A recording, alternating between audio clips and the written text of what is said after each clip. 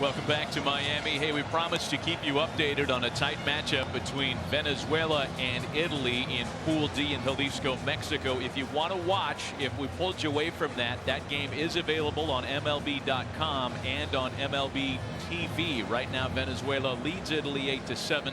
That's in the top of the 8th. Now on to the business at hand here at Marlins Park. Edinson Volquez on the mound for the Dominicans to face a U.S. lineup that looks like this, and some changes authored by Jim Leland today. He's going to put Paul Goldschmidt at the DH spot, bat him 6th, and start Eric Hosmer at first base and bat Haas number 5. Jonathan Lucroy was idled in the opener yesterday. He catches and hits number 8. And Christian Yelich, the hometown hero, the Miami Marlin, gets a start in left field, batting number 3. A terrific decorated starting lineup, and of note, the fact that group collectively, John, has had a lot of success against tonight's DR starter, the veteran right-hander Edinson Volquez. Yeah, and they're going to need that success because the bullpen of the DR is loaded. So I would think that they would want to make as much happen as they can off of Volquez. Volquez certainly would like to have the command. His issue sometimes, it's not the stuff, it's locating it. He can get wild, he can throw the ball, not over the plate as much as he wants. He's had a ton of walks per 9 in his career, but tonight he ain't thinking about that. Ian Kinsler ready to settle in and get it started here tonight. A boisterous atmosphere at Marlins Park, and this one's underway. You know, it's a point worth reiterating, John, when you talk about the control issues that have really plagued Volquez for much of his career. He walks an average of 4+ batters per 9 innings. That's the second highest walk rate among active starters. And on a night like this, with the emotions and with the pitch count and all these variables, you don't know how a guy's going to react. Exactly, and I know that the U.S. team and the scouting report definitely talked about, you mentioned the success they've had against him. But watch his arm action. His arm action gets a little floppy on the backside, and that has to coordinate with his legs. That's why he has the issues that he has. His two-seamer is good enough. 94 with movement. He's got the ability to throw a big knuckle curveball, and then he's got the changeup to go with it. Watch this arm action as he gets ready to throw. It's just a little bit of a wiggle and a little motion as it drops down before he gets his arm and shoulder in the right position to throw a pitch. First innings in particular have been a problem for Volquez throughout his career. It was a problem that was, for the time being, corrected when he went to Pittsburgh and enjoyed his bounce-back year under the tutelage of Ray Searage. It looked like he lost a little bit of his footing there on his follow-through, and they're going to clean out the spikes. A 3-0 count is how he starts Ian Kinsler in this one. Well, for Volquez, the keys for tonight are going to be much what we talked about. Command of the two-seamer, that is going to be essential. He's got a lot of movement on it. He does have the big game experience. We talked about the World Series, and then that curveball. If he can get the fastball over, he can throw that curveball. His curveball actually has more of a location. He can locate it better than his two-seamer sometimes. So you see the early mound gets pounded with a little bit of water, and that clay gets underneath those cleats. You never want to slip. You never want your foot moving once it plants. You want to be able to hit that inside part of your landing foot and then deliver the pitch. We do have an update from Jalisco, Mexico. Heidi Watney standing by in the MLB Network studios. Heidi. Maddie, we have a Geico studio update for you right now from Venezuela against Italy in Jalisco, Mexico. Top of the 8th, Pat Venditti picks off Martin Prado at first base, and that is going to end the top half of the 8th inning. It is still 8-7. Venezuela has the lead. Back out to you, Maddie. That has been a wild afternoon of baseball. We will, in fact, keep you posted on that one-run game between Venezuela and Italy. We do have an early time delay here as they attend to the mound here. It's worth noting there wasn't an early game here today. Right. The grounds crew here at Marlins Park is fabulous, among the best in baseball. But because of the early game, perhaps, and per the request of Edinson Volquez, a little mound work. Yeah, what they do after the game is they dig out that area in about a square, right? And then they basically put that clay back in, water it, and try to pound it down in with a little bit of that diamond dry on top. That's the worst case scenario for a pitcher. You never ever want to have your cleats caked like that, because basically you lose all traction and all feeling. The worst feeling in the world is when you're about to land and you don't think it's going to hold.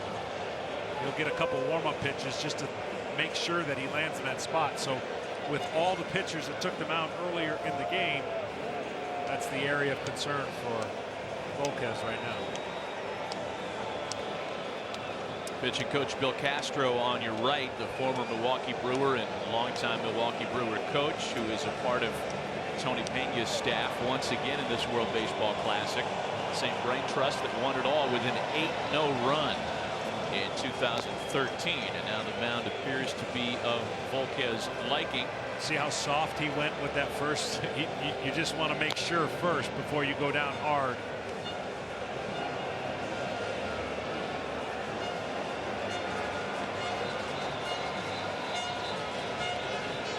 Jose Bautista takes a seat. You know, we saw in that tight shot of Edinson Volquez's shoes the tribute that he has on his, I believe it's his right spike, to Yordano Ventura, his former Royals teammate, who most likely would have been a part of this Dominican Republic WBC team. Lost his life in an automobile accident over the winter. Ready to get back to work. 3 balls and no strikes on Ian Kinsler. And after all that, a strike.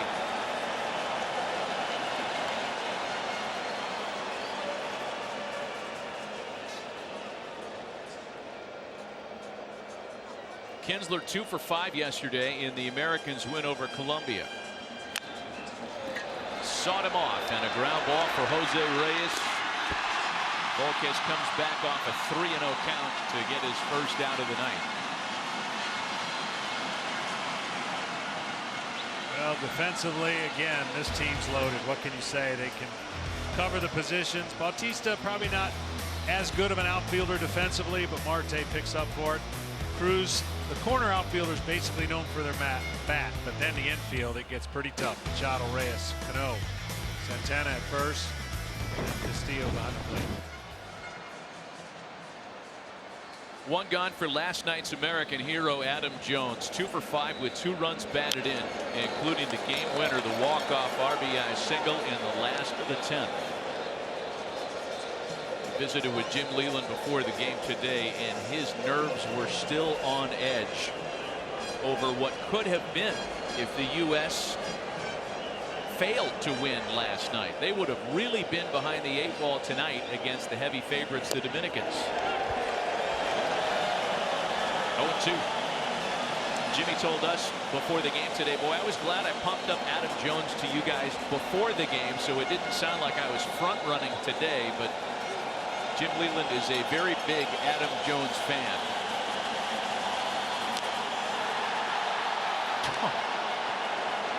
That ball's 1.5 feet outside, and people are acting like it was right down the middle here.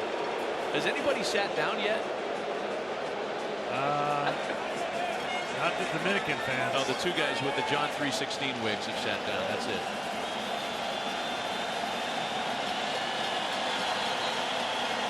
The 1-2. And a swing and a miss. 2 gone in the top of the first.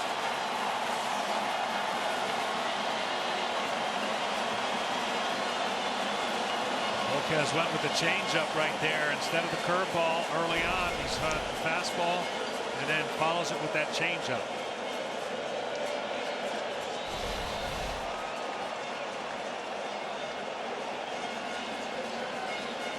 So now Christian Yelich being put in the very unlikely position of hearing more noise for the opponent than for the team he plays for. He, after all, a Miami Marlin during the regular season, and a fastball misses high and away. See, Volquez, sometimes the body and arm doesn't catch up, right? So he gets underneath that 2-seamer where it rides up and away against the left-hander. When he's good, it's down in the knees, sinking, and then that changeup and curveball combination make him very difficult.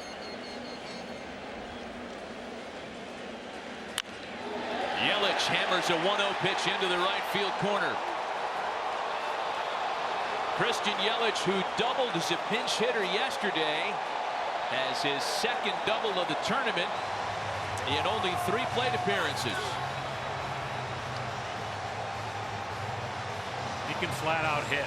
He came off the bench, first pitch he saw, went the other way for a double, took a two-seamer over the middle of the plate and absolutely laced it down the right field corner. The Marlins this year, if they stay healthy offensively, they should be pretty good. Of course, Stanton's a big part of that as well.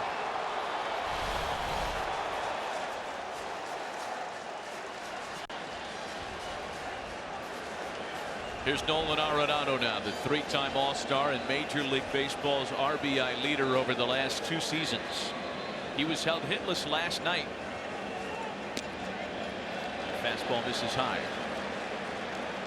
He was pretty anxious last night. You could tell how pumped he was to be up there. Of course, unlike any other games he's played, because he has yet, the Rockies have not competed while he's been there in the postseason. This is probably one of the bigger moments for him. Ball to no strikes. The count to Nolan Arenado.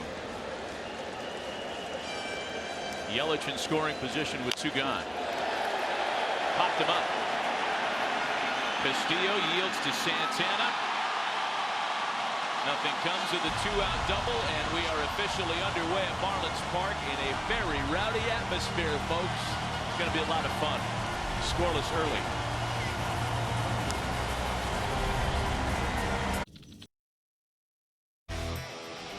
To the bottom of the first, and here is the starting lineup for Team Dominican Republic. Jose Bautista led the way in their Game 1 win with a home run and 4 runs batted in. The only change tonight is Starling Marte starts, batting number 8, playing center field.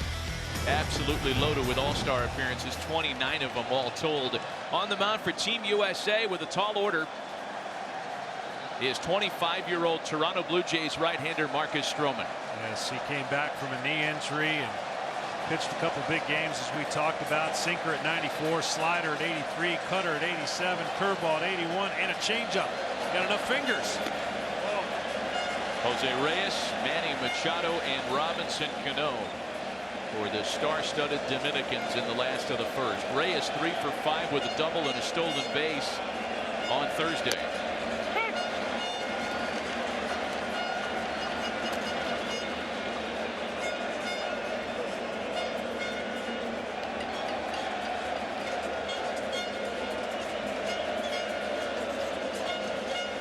Stroman's 1-1. As we mentioned, Marcus Stroman, the Blue Jays opening day starter last year. He is really decked out in the red, white, and blue.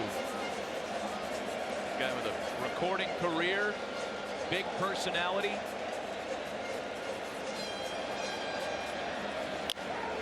Two under Reyes, lines softly to Kinsler, who does a little snatch catch on that for the first out of the ball game. Well, for Mr. Stroman, he's got the flair to match the Dominican Republic. And then he's got ultimate confidence. He pitches big. And in the way that he throws his breaking pitches, they are so effective. He has 3 different ones at 3 different speeds. For him to be effective against this incredible lineup for the DR, he's going to need those pitches. One out for the 3-time All-Star, Baltimore Oriole third baseman Manny Machado. 2 for 5 in the DR's opening round win over Canada Thursday. And he takes a strike. Stroman's been working a little bit on a little bit of a pause in his delivery, and you saw it there. He's talking about any way he can mess up the timing of the hitter. There it is. Machado chops one back up the middle, a base hit. That's his 3rd of the tournament so far.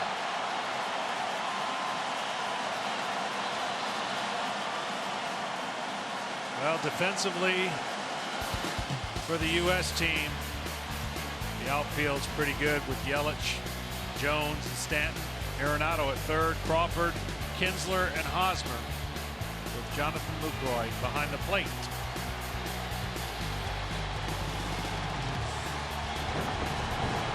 One out, one on for the 2013 WBC MVP. 7-time All-Star Robinson Cano. Relatively quiet by his own standards on Thursday night, 1 for 4 with a walk. Cano is among the handful of Dominican hitters never to have faced Marcus Stroman. It's quite a contrast in experience for the two starters against the lineups they're facing tonight. The U.S. lineup with a lot of experience, a lot of head-to-head against Edinson Volquez. Not so much on the other side. And it's 2 balls and no strikes to Cano.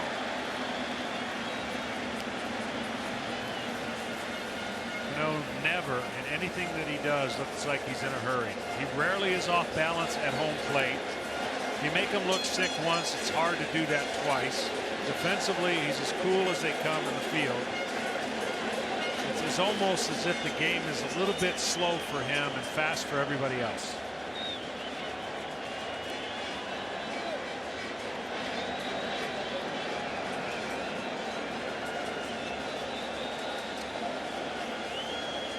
Machado off first, and the 2-0. It's in for a strike. The plan for Jim Leyland tonight is as much as you can out of Marcus Stroman. That is to a comfortable level. There are pitch counts to be mindful of in this event, and then Tanner Roark. So it's back-to-back starting pitchers. And one of the things that Team USA is hopeful they'll be able to pull off when it's time to make that change is to get Roark into a clean inning. Whoa. In needing extra innings yesterday to beat Colombia, Jim Leyland had to go a little bit deeper into his bullpen than he would have preferred. He still thinks he's okay tonight, given he's got 2 starters available. But nobody's taking anything for granted in terms of the way things should go and the way things may go. 3-1. And a full count to Cano now.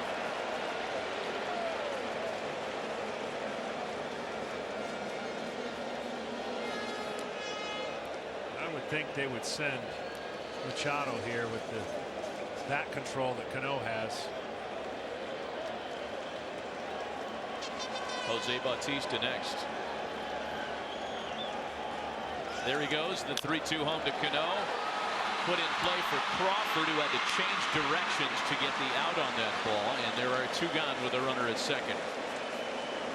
We have another update from Jalisco, Mexico, Pool D, Venezuela, and Italy in the late stages of that one. And let's send it back to Heidi Watney at the MLB Network studios.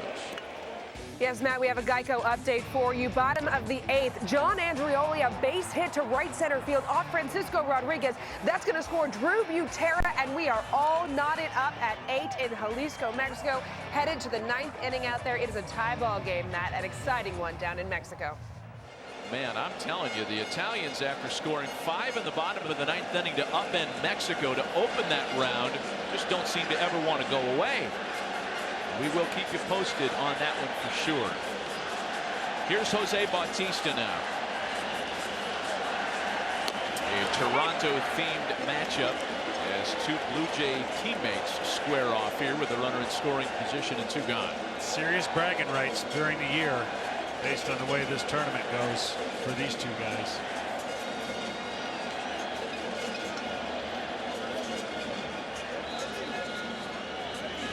Somehow, with all the accolades and all the decorated backs and baseball cards we were talking about on Thursday with Team Dominican Republic, the irony was lost on me that it was Jose Bautista single-handedly defeating Canada that night.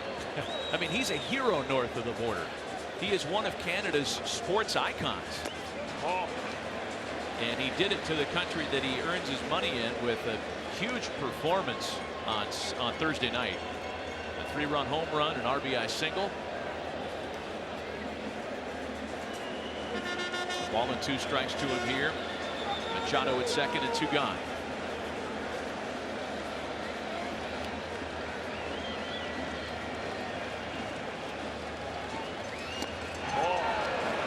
Did you get the sense from Tony Pena, and we visited with the Dominican skipper before the game, that he may have had plans to start a different outfield combination for game 2 in this series, but Bautista went crazy on Thursday, and you can't pull him out of the lineup tonight.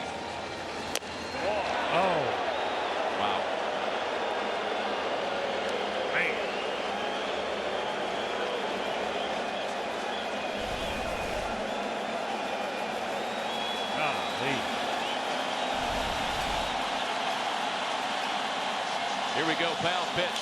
Breaking ball fouled away.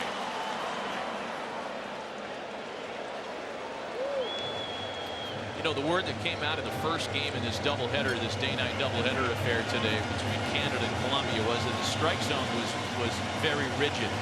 Yeah, I don't understand it from a tournament standpoint, especially with all that's going on early on.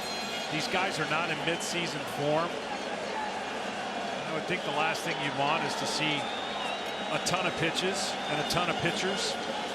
But yes, they've been relatively tight. The next payoff pitch home, and Bautista pops it up. Hosmer giving it a look and making the catch to leave a runner stranded. The wingspan of Eric Hosmer paying an early dividend. Scoreless after one. And by the all-new Alfa Romeo Giulia. Eric Hosmer, Paul Goldschmidt, and Giancarlo Stanton here in the U.S. half of the second. Welcome back with Hall of Famer John Smoltz and J.P. Morosi, Matt Vasgersian. Each team stranding a two-out base runner in scoring position to start this one. 0-1 to Eric Hosmer is in for a strike. The first curveball starts up, goes down north-south. It's a good compliment to his sinker because that's the one that works away from the left-handed hitters, and the curveball starts up, and the hitter sometimes gives up on it. Ball. Teammates for a couple of years in Kansas City, achieving a world championship trophy together in 2015. Volk has had a good 2 years in Kansas City, 24-20, huge in the postseason for them.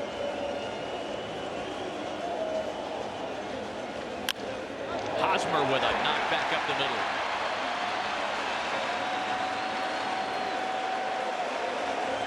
Leadoff hitter aboard to start the second. Yeah, see, he went change up there and really allowed Hosmer to catch up. His hands back. He takes it up the middle. Two-strike approach. The Royals are really good at taking big hacks until they get two strikes and then finding a way to put the ball in play once they get two strikes on it. Jim Leyland found a way to get both of his first basemen into the lineup tonight. He wanted Hosmer out there for sure, and he really wanted Paul Goldschmidt in the lineup tonight. So the four-time Diamondbacks All-Star DHs in bats number 6. He's had big-time numbers against Volquez through the years. 7 for 14 with a home run. Those did not go without the notice of the U.S. skipper. Well, you can already see, I mean, yesterday's game against the U.S., Quintana pitched one of the best games he's pitched in his career, and he was just spot on. But it would be better for the U.S. to get a lead against this team to create some sense of confidence, as their bullpen is as good as it gets. Ball and a strike to Goldschmidt. And in this format, Volquez probably 4 innings would be ideal for Tony Pena, and then it's one hard thrower after another. With rest. Yes. Dominican team with a day off yesterday. They had an 8 a.m. workout for an hour, light stretching, and they called it a wrap.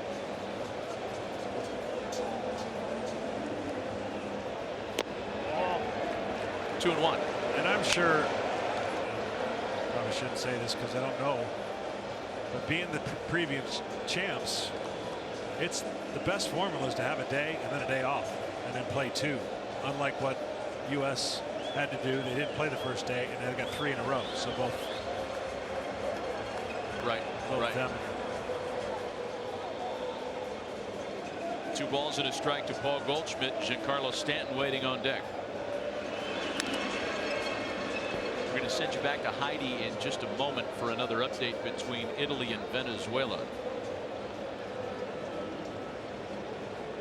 That's been a crazy round. Pool D in Jalisco has been nuts. Italy coming back with 5 in the 9th to knock off host Mexico a couple of nights ago. Puerto Rico mercy ruling Venezuela yesterday. 2 balls and 2 strikes as that fastball caught the corner. Venezuela was down 5-0 today, took an 8-5 lead, and Italy has scratched back to make it 8-8 going into the ninth before we get the update.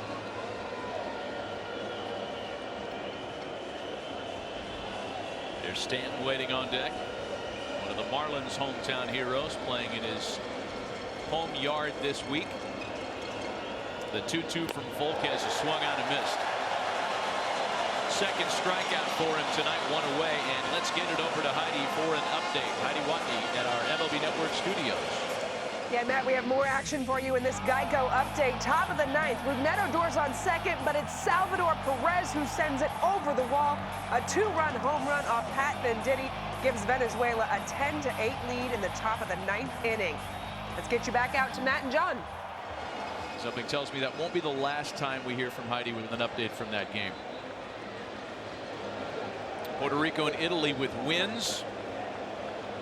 Mexico and Puerto Rico playing later on tonight. Here's Stanton now, who in his opener yesterday was 0 for 3 and was hit by a pitch. You know, Venditti has an interesting scenario where people would think 65 pitch limit. He's got two different arms he can throw from, but it doesn't apply that way. It doesn't work that way. Did you check on that, or you just? Yeah, I checked on that. That'd be pretty cool. That'd be like a really weapon. It's a valid point. I still think that Pat Venditti should be allowed to switch arms mid at bat. It's an advantage. Who else can do that? 0-1 the count to Giancarlo Stanton. Hosmer singled to open the inning. Paul Goldschmidt struck out. You know, we were talking about the command problems for Edinson Volquez earlier tonight.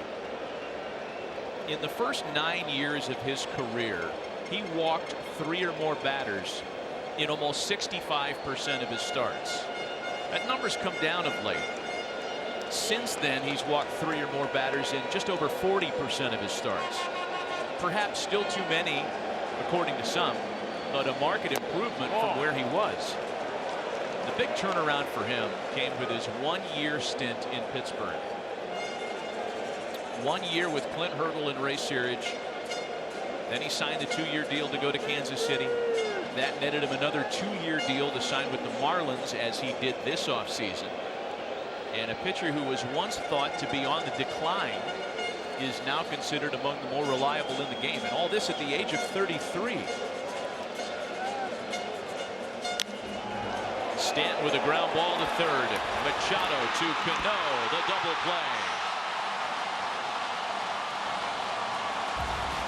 Nothing despite the leadoff single. Scoreless in Miami. Scoreless early on at Marlins Park. We head to the bottom half of the second, where the Dominican Republic sends up Santana, Cruz, and Beltre. 5, 6, 7 batters. It's kind of a modified version of the wave. Once thought a tired 70s affectation of major arena sports, still apparently very much alive. Marcus Stroman back to work. Gave up a 1-out single and nothing else in the first. The movement on his two-seamer is fresh. I mean, it is tremendous tilt downward, just trying to get it commanded in the strike zone. We'll get a lot of ground balls. 1 ball and 1 strike. The count to Carlos Santana, the switch-hitting Cleveland Indian, who was 1 for 5 with a double here on Thursday.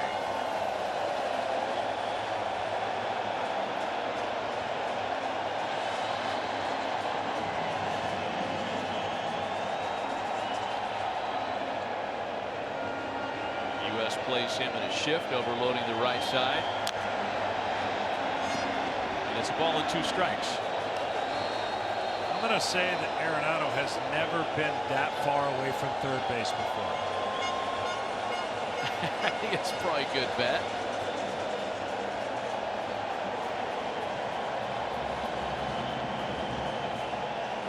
You know, the Rockies are a pretty sabermetrically inclined team. Maybe there's been an occasion or two where They've had him out in that beer league rover position.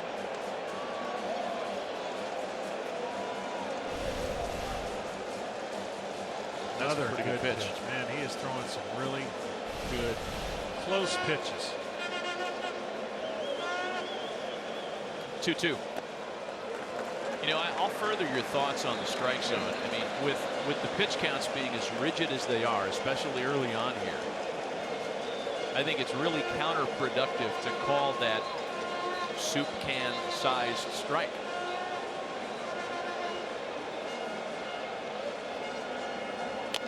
And a swing and a miss. Guy with great plate discipline, guilty of chasing that time, and the strikeouts recorded for Stroman, his first of the game. Yeah, out of the zone. That one backed up and actually went the wrong way. This ball's supposed to be a backdoor kind of cutter, and you see it raise up in the zone. When you throw a cutter and you get on the side of it, those are the ones that back up. You got to get your fingers on top, and you got to follow through to create what's called that backdoor strike. Here's the four-time All-Star Nelson Cruz, now 1 for 3 with a walk and a run scored on Thursday night against Canada. And that one hits him. And Big Nelson didn't even flinch. Breaking ball, same thing. Almost threw that one uphill. Didn't get over it. Ball didn't spin, turn left.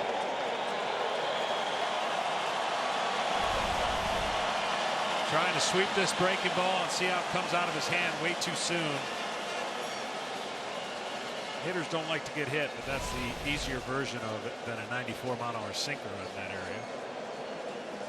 1 out, 1 on now for the four-time All-Star Adrian Beltre. Beltre 1 for 3 with an RBI on Thursday night. A returnee to the event after taking a 2009 and 2013 off. He was at this event in 2006, the very first running of the World Baseball Classic. And as we told you on Thursday night, General Manager Moises Alou and manager Tony Pena held a seat for him on the roster as long as they possibly could. Adrian was a relatively late commit to the team,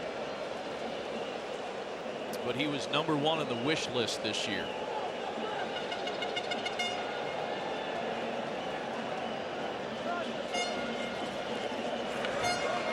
Beltre had a good experience here in 2006, the first running of the WBC, hit 4 home runs.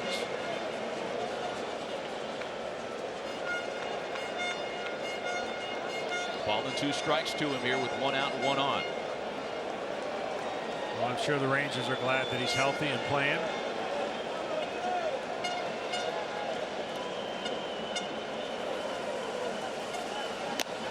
Swing and a miss. And Stroman gets 2 good patient hitters to chase here. There are 2 gone. Four-seamer up in the zone. You see the finish. Beltre, knowing as soon as that motion starts, he can't get on top.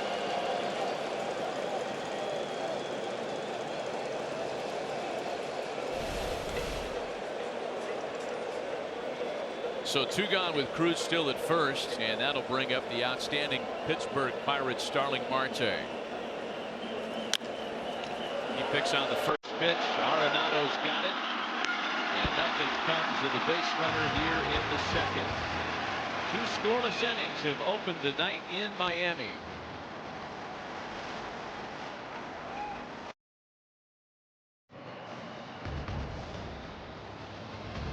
Scoreless tie through 2 as we welcome you back to Miami. The U.S. playing the role of visitors in this matchup tonight. They go back to work against Edinson Volquez with Jonathan Lucroy, Brandon Crawford, and Ian Kinsler. Back with John Smoltz and J.P. Morosi, Matt Vasgersian. Been a fun one to watch so far, given the atmosphere, a sold-out crowd here at Marlins Park. Jonathan Lucroy's first plate appearance of the World Baseball Classic, and he takes a strike. Two-time All-Star coming off a great year last season after the mid-season trade from Milwaukee to Texas, where he went to the postseason as a Ranger. A .292 batting average, 24 home runs, and 81 driven in.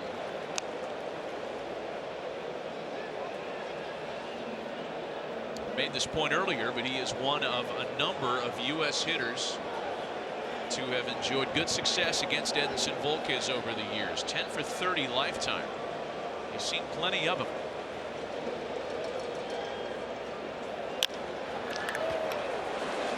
Routine chance for Reyes, and there's one gone to start the third.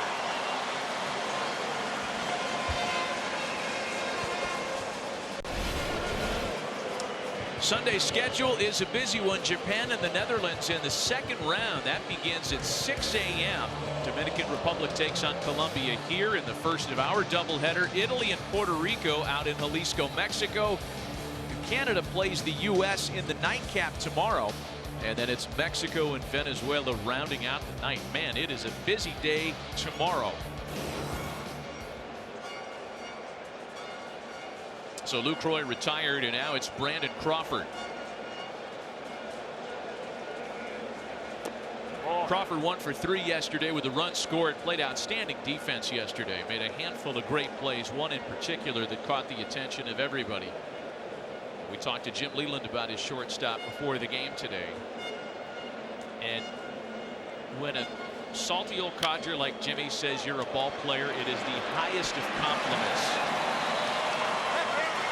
He loves Brandon Crawford. Yeah, he does. And he says he can understand why both he and Posey, both on the Giants, both professional ball players, as he calls them, why they have the success that they do.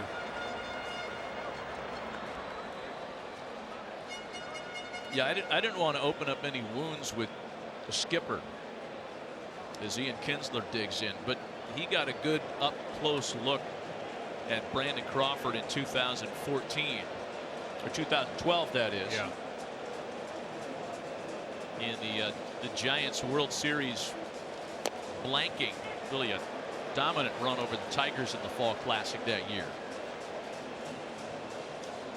See, if Volquez gets the ball down in that area, it's going to be very difficult for the USA team, because now he can lower the sights of their eyes and start throwing that changeup and curveball off of the height of that fastball. Ball. A ball and a strike to count to Kinsler.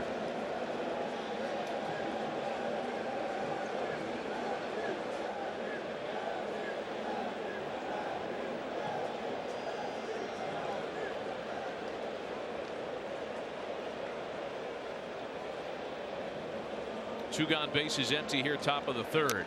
Ball. Wow. Another close take, and it's 2-1. Both pitchers have It's off the plate. Used their pitch count to the best of their advantage so far. Only 31. 34 for Volquez, 31 for Stroman. Chopper headed up the middle. Cano backhands it, throws to first, and Santana can't make the play on the receiving end.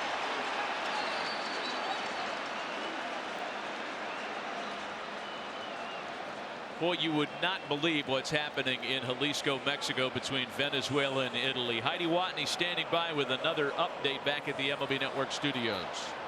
Yeah, Matt, you called it. Another Geico update for you. Bottom ninth, Gavin Cicchini chops a base hit to left center field. Drew McGee scores to tie it. Drew Butera is coming home. He's going to be thrown out at the plate. But take a look. Salvador Perez goes down on the play. Francisco Rodriguez also injured on the play. We are tied at 10. We're heading to the 10th inning. We will, of course, keep you updated from Jalisco, Mexico. Matt? Yeah, Heidi, thank you. And of grave concern is the status of Sal Perez. And it looked in that highlight like it took him a long time to get to his feet. We'll keep you updated not only on the game, but on the status of the all-star catcher as well. Everybody in Kansas City holding their breath. Here's Adam Jones now with a 2-out base runner report.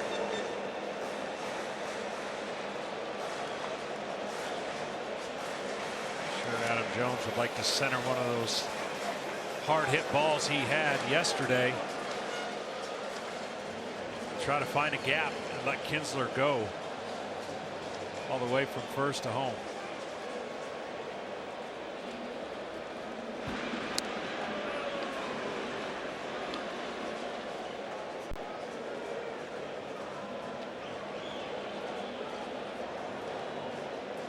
Christian Yelich waiting on deck. 2 doubles and a walk in his 3 trips to the plate so far.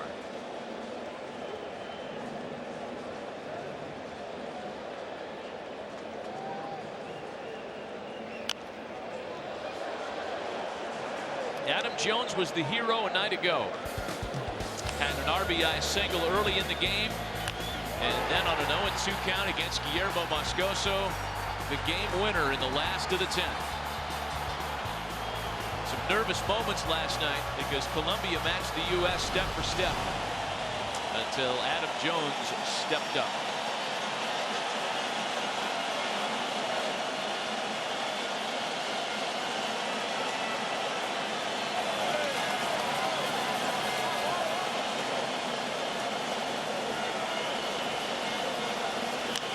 Oh, 2 pitch to Jones is rocketed into right center field. Marte gliding over. Boy, some miscommunication between he and Cruz, and it rolls all the way to the wall. Kinsler scores. They're going to try it with Jones, and then the late stop sign. Oh, Willie Randolph was giving him that windmill and thinking inside the Parker until the very last moment. The U.S. the first to strike tonight.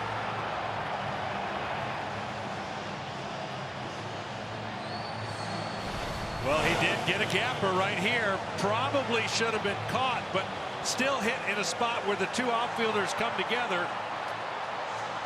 Marte being the quicker of the outfielder and the center fielder. Looked like he was going to get it, and then it was in the glove of Cruz, and Marte's body kind of knocked it out of his glove. No official scoring decision on that yet.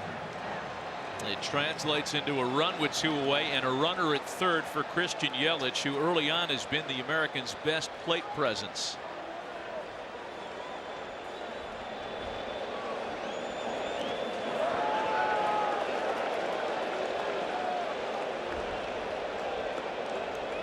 Willie Randolph was doing everything you can to make sure you keep the runner focused on him. Give it everything you have, and at the last possible moment when he sees the relay is caught, that's when he can stop Cano. Cano's got his back to him, so you know his first move is going to be throwing it straight home. Plenty of time for Adam Jones to stop and get back. They're scoring that play as an error to Marte, so no RBI for Jones.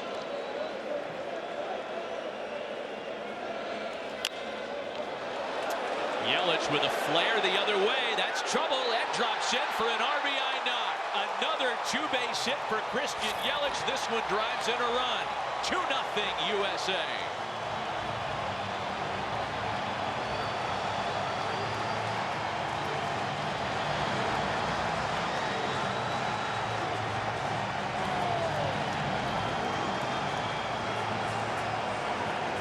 USA hit some balls really hard yesterday. Colombian defenders made some great plays. This time it wasn't hit as hard. Off the end of the bat and found a spot. Yelich with good speed. He makes the halfway turn and waits to see if Bautista could pick this up barehanded. Once he couldn't, he continues on to second. And that much needed lead for the U.S. has got to make them feel a lot better about the situation right now. How's Christian Yelich doing? 3 doubles and a walk. I mean, he's seen like 6 pitches. Well, no, that's not true because he walked. All right, he's seen like 8 pitches. There's Nolan Arenado now. Lines right to his counterpart at third, Manny Machado. Not before the U.S. can get on the board for a pair. A misplay in right center and an RBI double. The Americans with a 2-0 lead. Heidi Watney here with this Geico studio update for you. Venezuela versus Italy, top of the 10th. Martin Prado doubles to the wall in left center field. Jose Altuve motoring around from first. He's going to score. Venezuela retakes the lead 11-10. Before this half of the inning, Salvador Perez was helped off the field into the clubhouse. We'll keep you updated on his status. For now, back to you, Matt.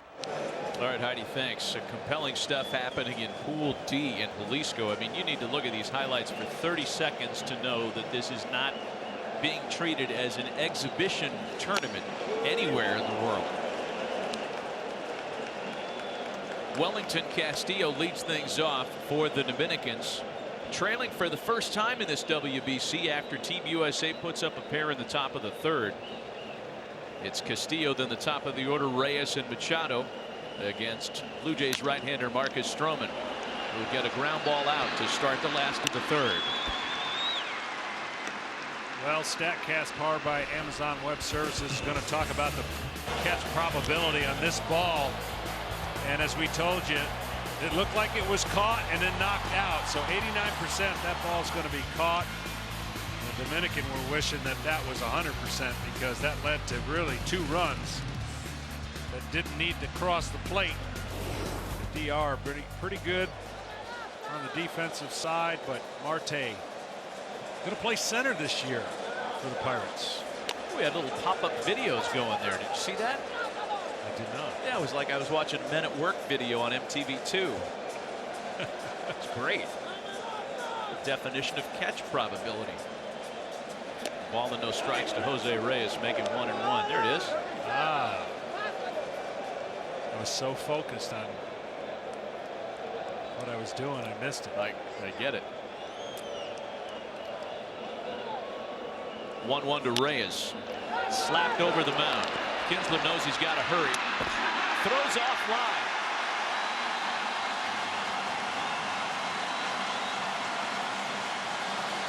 Not even the 3-time Gold Glover Eric Hosmer could save that play.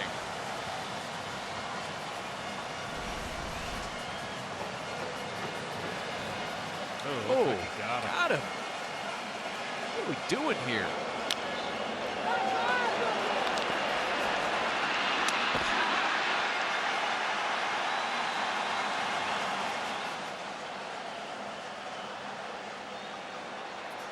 It's kind of a fuzzy look. I tell you, from that first replay, it looked like Hosmer got the glove on the back.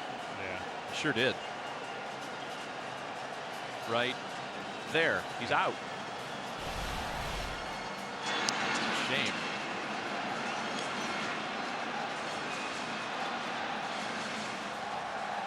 Again, there is no challenge, no replay in World Baseball Classic play in the first and second rounds. Replay review is available to assist umpires in regards to plays involving home runs. Those rules change for the final round in Los Angeles, the championship round. Those rules will replicate those of the Major League season. So there was nowhere to appeal that apparent missed call. 1-0 the count to Manny Machado. Perhaps a double play ball. And the missed call amounts to nothing. Crawford to Kinsler to Hosmer. 3 clean innings for Marcus Stroman, retaining a 2-0 U.S. lead. Top half of the fourth, and Eric Hosmer leads things off against Edinson Volquez. It was Hosmer who led off the second with the base hit. It was later doubled up. The runs for Team USA came in the third, and as was the case last night, John, 2-out success means all 5 of the runs that the Americans have scored in this series so far, in this pool that is, have come with 2 out in an inning. Hosmer with a chopper to second base. Cano smooth and casual, and there's 1 away. Between innings, J.P. Morosi had a chance to catch up with idled Dominican outfielder Gregory Polanco. Gregory, how does this atmosphere compare to Estadio Quisqueya in Santo Domingo? Oh my God, there is something amazing here. You know, like I feel like home. Like it feel like home because like there's too many Dominican here. I'm so happy to, I'm so blessed to be here, and I'm happy and enjoying it. You know Starling Marte so well. How tough of a play was that there in right center field? Oh, it look easier than it is because there's a lot of people here. Like you can hear, like it's something like almost like you have to be watching the ball and watching the other player because like you can barely hear the other guy. But that's tough. But that happens, you know. Like when you're playing, that's something that will happen. Okay, muchas gracias. Gracias a ti. Paul Goldschmidt with the base hit into left field as Gregory Polanco, who is usually out there in corner outfield spot with Starling Marte around him, watched all that from the bench. He may or may not play a role as a reserve tonight. Stanton needs to get a ball up over the zone and see if he can lift one of those moon shots he's famous for here in his home stadium. He's been a little off. That one bounces away from Castillo, and an easy advance for Paul Goldschmidt. Wild pitch puts a runner in scoring position with one away.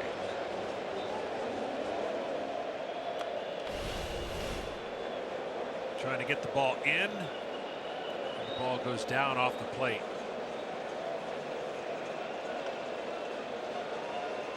Those are the tough ones. When they hit the plate, they skip, and the catcher really doesn't have much of a chance, especially if he's trying to backhand that. Set up in, throw away. That's not doing your catcher any favors. Stanton bounced into a double play in his first at bat tonight. Lays off a breaking ball. It's 2-0.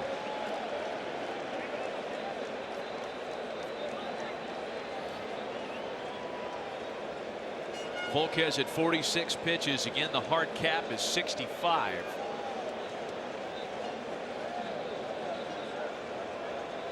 Tony Peña's plan for this one is as much as he can out of Volquez and then go to a series of his big hard throwing horses to get through 9 innings tonight, the same way he did against Canada on Thursday. Those guys had the luxury of working with a large lead for some of the night. Yeah, just watching the approach of Stanton, it looks like he's so anxious to get going. Jumping at the ball just a little bit, wanting so bad to get the barrel to the ball. Nothing's been close so far. 3-0, I'd give him the green light.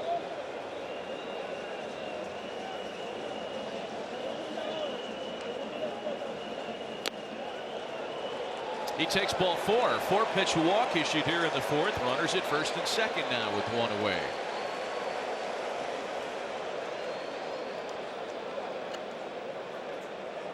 You talked about those 2-out runs. The U.S. has had some help. Of course, they tied the game up yesterday on a pass ball or wild pitch, strike 3, that would have ended the inning. They scored 2 runs tonight on a fly ball that was caught that would have ended the inning. But they'll take whatever they can get. After squeezing by Colombia, they've taken this raucous crowd a little bit out of the game momentarily with this 2-0 lead. So now Jonathan Lucroy, a career .285 hitter in his 7 major league campaigns. A chance here with runners at first and second and only 1 gone.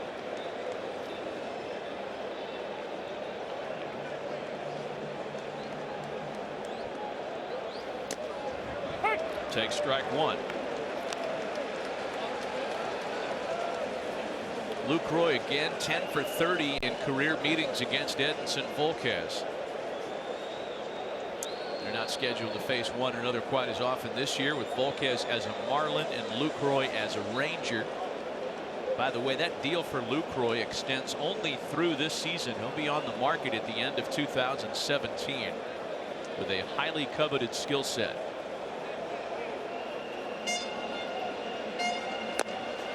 That's really why the big reason he didn't go to Cleveland in the first place, because there was no guarantee that he would be the catcher this year.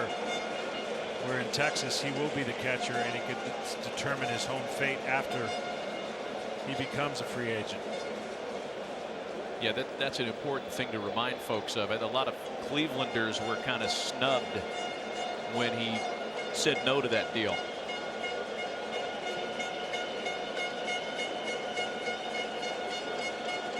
A ball and a strike to count. Lucroy sends the ball out to right center field. This time Marte very demonstrative in calling for it. And that keeps the runners put. There are 2 away. Well, with this being the new home of Volquez, he picked a good spot. I think this ballpark plays well for the type of pitcher that he is. And the athleticism in the outfield for the Marlins should bode well for Edison. He went from one big ballpark in Kansas City to a big ballpark here. And you see the pitch count at 51. Could squeeze out one more inning, possibly, if he gets this third out relatively quick. Brandon Crawford, the batter, again 1 for 3 yesterday, grounded to first back in the 3rd inning.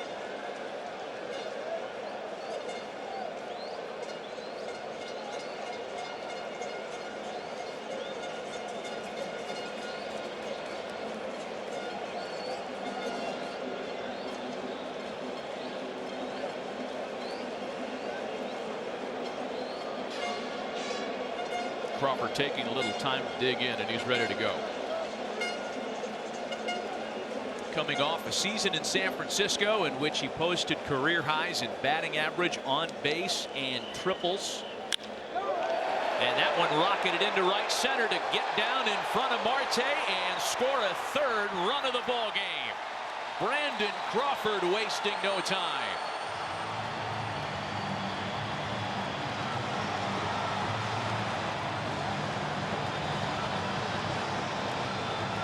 Tell you what, Marte makes a great play here on an in-between hop that could have got by him as he was charging. But a big 2-out hit for Crawford as the U.S. team now up 3-0. Watch this ball just absolutely laced. Marte at one point looked like he could come in and then had to pull up. Tremendous head follow through, and then that little skip right there made it look easy, but that could have easily gotten by.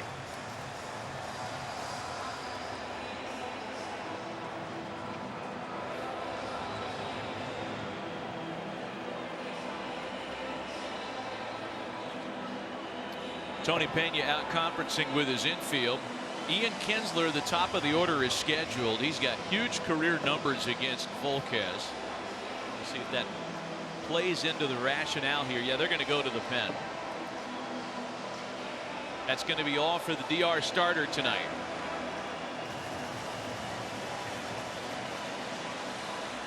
A run on 2 hits and a walk in the inning. The line still partially open on Volquez. Our first pitching change of the night. We'll be right back. Aerial coverage provided by Goodyear with superior performing tires that knock it out of the park. Goodyear, more driven.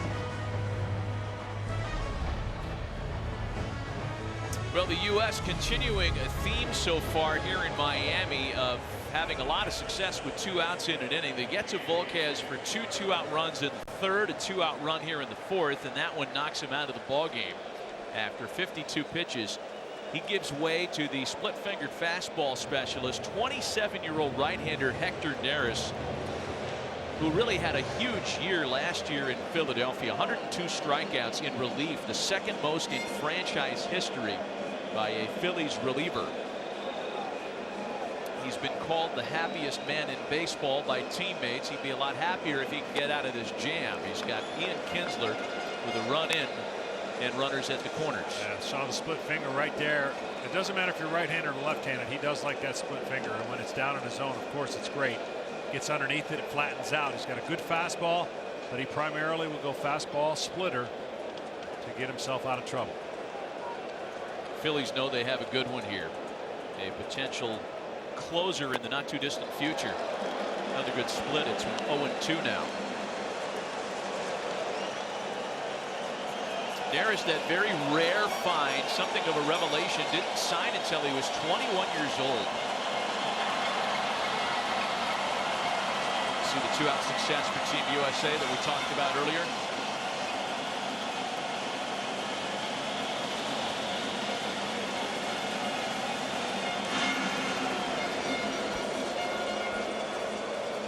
Adam Jones waiting on deck for the Americans. And walk-off hit yesterday, coming with 2 out and 2 strikes in the last of the 10th.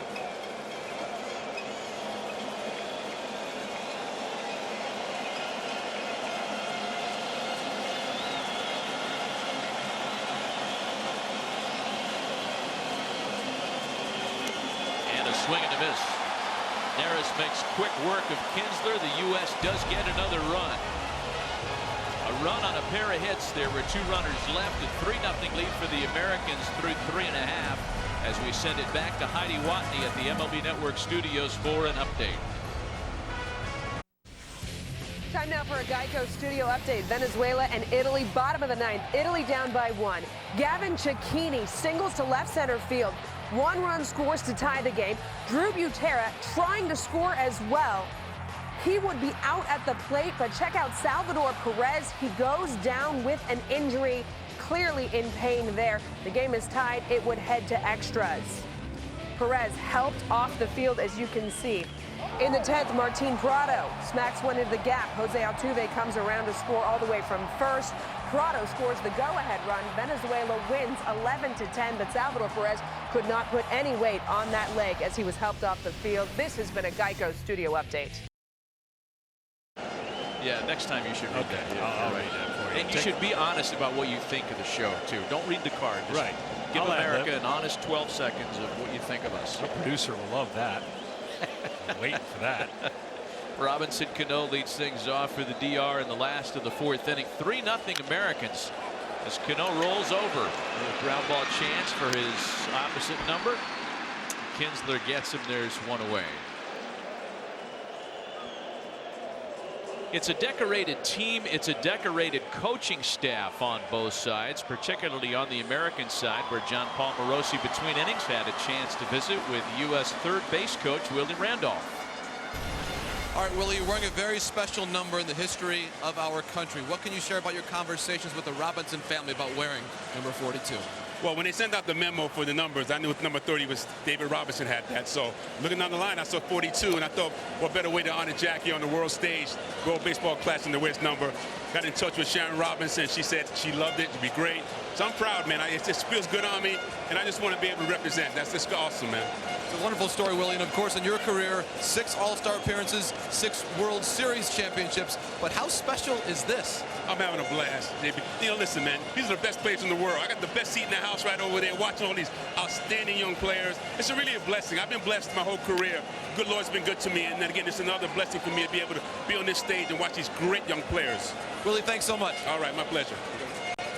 Yeah, Willie Randolph's a returnee to the event. He was very eager to participate again. He was Joe Torre's third base coach in 2013, so he has a bit of an agenda here, wants to accomplish business. Jose Bautista lays off a pitch inside. It's 3-1 now. Blue Jay to Blue Jay here with 1 gone and the base is empty in the 4th. Stroman has given the U.S. everything that they could have wanted into the 4th inning. He's been crisp. He's only gone to 3 balls a couple times. He has 46 pitches. And if you're going to be able to have success against this team, Jim Leland, he wanted at least 4 out of Stroman and then turn it over to another starter. Maybe he could eat up 4 more innings and then Andrew Miller time. Full count pitch home. The first time Jose Bautista stepped in against Marcus Stroman, there was that kind of acknowledging wink. Hey, que lo que, baby? I know you. For the next 4 minutes, we're not friends, and then we'll be friends again.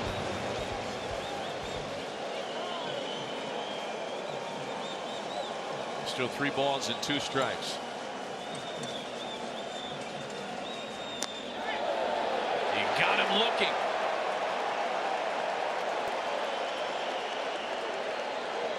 He's strutting. Yeah, he is. He is strutting and feeling good.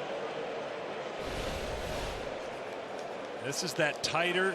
He'll call it a cutter, but that's a slider. And he froze his his teammate.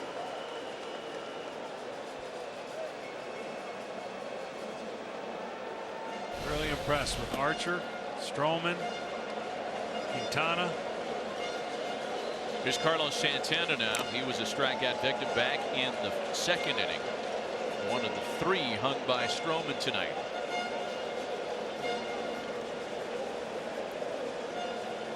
You know, Marcus Stroman has always had something to prove, despite his pedigree.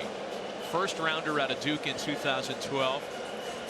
A place where, by the way, he returned last season to complete his degree.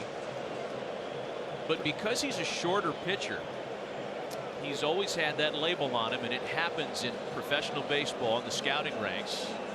That kind of too small tag is really a tough one to shake. Well, for a smaller guy, he really gets the max out of his body. He utilizes his body as good as anybody, where it takes all the stress and equally distributes it and doesn't just put it on his arm or shoulder.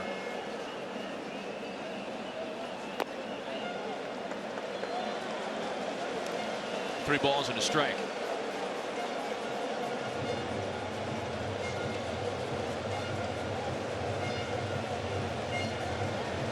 Nelson Cruz waiting on deck with two out and the base is empty.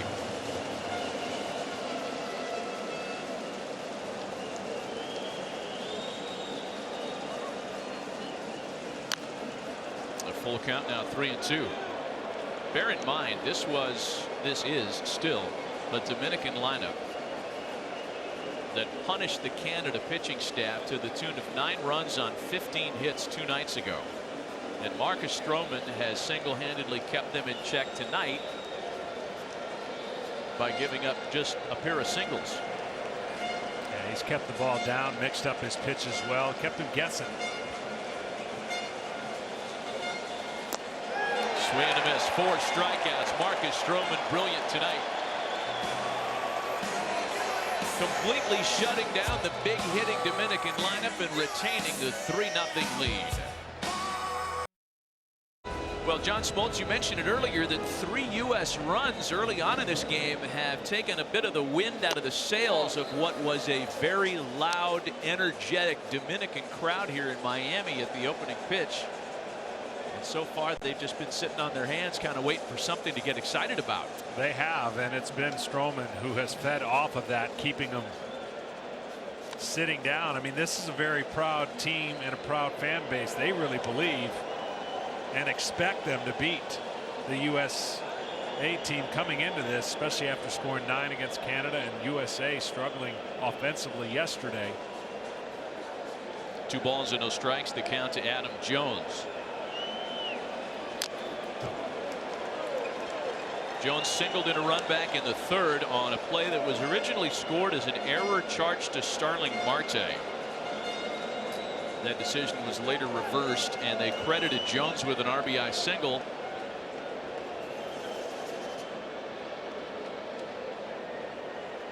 Two balls and a strike to him here. Jones, Yelich, and Arenado. A high infield pop for Carlos Santana. Let's continue talking about Marcus Stroman.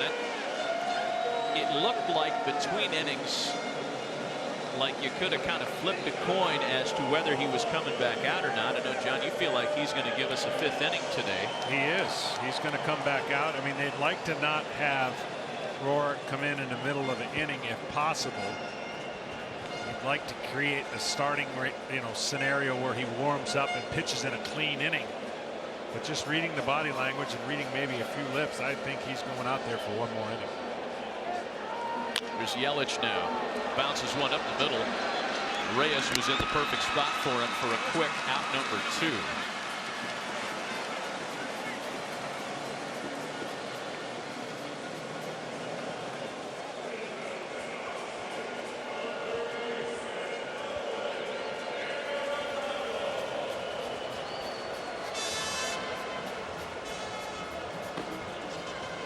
There's Tanner Roark, the Nationals right-hander who by design was going to piggyback the innings left by Stroman tonight.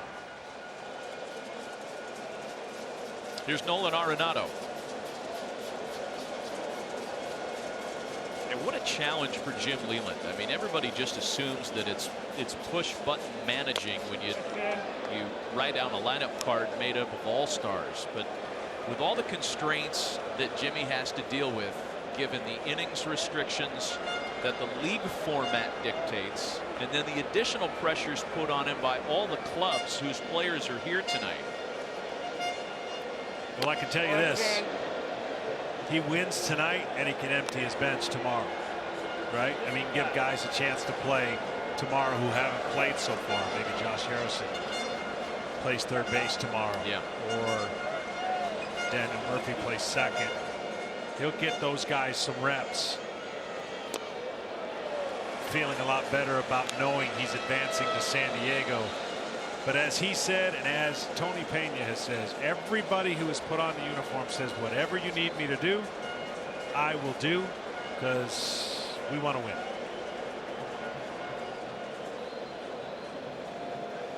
Two-one from Hector Neris. A ground ball sharply hit the short. Reyes has it. And the U.S. goes down 1-2-3 for just the second time tonight. Middle of the night. Team USA on top 3-0. Reese's peanut butter cups just now. They were the small ones, though. Nelson Cruz leads things off for the Dominicans in the last of the fifth. Back with John Smoltz and J.P. Morosi. Matt Vasgersian and Marcus Stroman has been the big story for Team USA tonight. 4 shutout innings, 4 strikeouts, limiting this high-octane lineup to just a pair of singles. Cruz, Beltre, and Marte here in the Dominican half of the fifth. A bouncer for Kinsler, and 1 away. Marcus Stroman is an easy guy to root for so many reasons. He's a bit of an outlier. He's shorter than most major league pitchers. He's from the Northeast. In fact, he's the only member of Team USA that hails from cold weather country. And as we mentioned earlier, he went back to school and finished his degree mid-season, J.P. Morosi. He did, Matt, and it was almost exactly 2 years ago. Stroman suffered what was thought at the time to be a season-ending ACL injury, but now he views that as a blessing in disguise, because during that 2015 season, he went back to Duke University, finished his degree in sociology, and even at the end of that year, pitched in the playoffs for the Blue Jays. And there you see the photos of last year, last May, Matt, in between starts. He walked as a graduate of Duke University. Really neat story. He's something of a Renaissance man as well. There he is, channeling his baseball background in cap and gown. He's got a music career. Enjoys what he does. Immensely popular in Canada. He's pretty good defensively too. Wow. I told you he's got the flair. He looked over to the other dugout. He's got the flair to match what the Dominican Republic can do. They enjoy playing baseball. He enjoys playing baseball. His teammate knows. Watch this right here. Little comebacker. I got you. Look over there. I got you. That's outstanding, and he has been outstanding.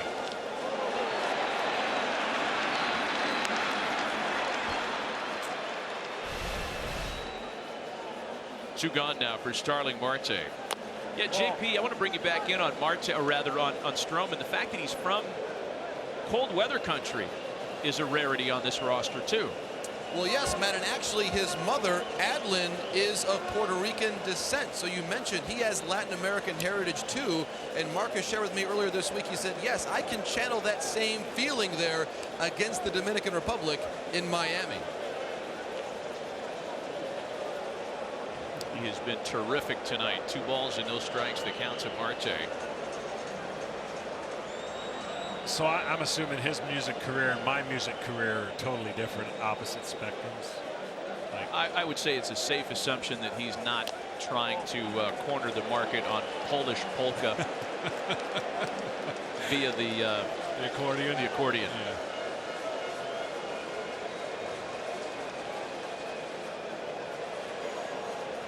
Three balls and no strikes, count to Marte. 3-1 now with Wellington Castillo waiting on deck. Well, this is an important pitch right here, because after this pitch, he can finish the next batter before it gets to 65 pitches. If he fouls it off or gets a strike, this is his last batter. With 2 out in the inning, You hope it doesn't matter. Oh boy, now there's something to think about because Marte singles to the left. And here comes Jim Leland. He's going to go get him. Well, the ideal scenario for Team USA was to get Tanner Roark into the game in a clean inning. Marte's 2-out single puts a crimp into that plan. Marcus Stroman leaves to congratulations by his teammates. What a brilliant performance tonight, folks.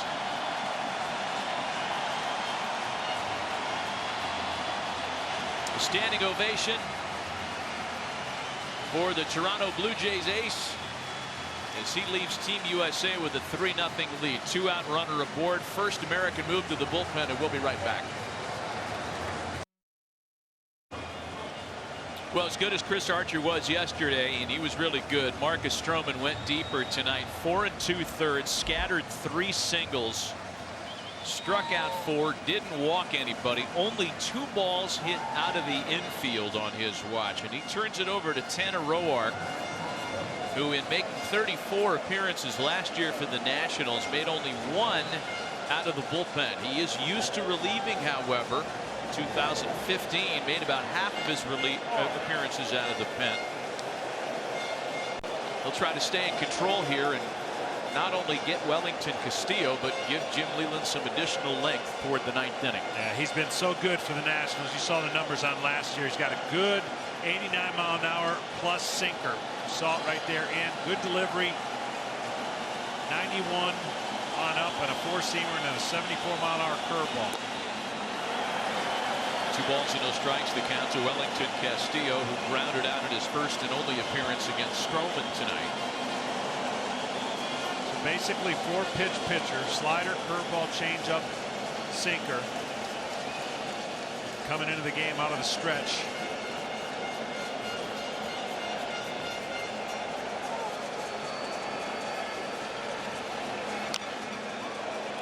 Roark is often not included in the conversation about how good the Nationals pitching staff is, and it's a shame because his ERA last year was the lowest on the staff, and this is a staff that includes Max Scherzer.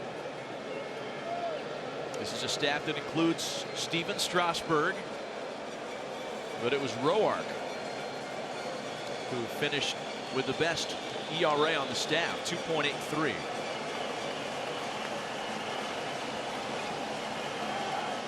There goes Marte, and a high fly ball into right field. Stanton finishes, and Roark finishes out the inning. The U.S. shutout in check through 5. 3-0 Americans. This might be the marquee matchup. For the first time, we finally get the U.S. against the Dominican. And that ball is absolutely crushed. Ivar with a base hit to right. The Dominicans have taken a 2-1 lead. And the explosion. The Dominicans are moving on. Matchup was a lot of fun 4 years ago. Team Dominican Republic defeated the Americans by a final of 3-1. Under new management is Team USA this year, and it's a 3-0 lead for Jim Leland and Team USA tonight. Top of the 6th inning. And Tony Peña's gone to the bullpen for a second time. Hector Neris was terrific in this one, by the way, and it's the newest Tampa Bay Ray, Jumbo Diaz. He was just claimed on waivers yesterday by the Rays. And he is a biggin. Yeah, this is not an oxymoron right here. This is pretty accurate. Jumbo Diaz throws 94 to 97 miles an hour. And his slider is not as consistent, but when thrown down, it has a really good late break at 89. But he does fall off, as you can imagine, with that big frame to first base a little bit, and that alters the command. A ball and a strike to Eric Hosmer. He'll be followed by Paul Goldschmidt and Giancarlo Stanton here. Jumbo Diaz is listed at a rather conservative 6'4", 280. Though throughout his career, 13 seasons in the minors, by the way, his weight has fluctuated. and it has reached a reported 350 pounds at times. 2 balls and a strike, the count to Hosmer. So no problem rearing back for a triple-digit velocity as he can. That was a 97-mile-an-hour fastball fouled away.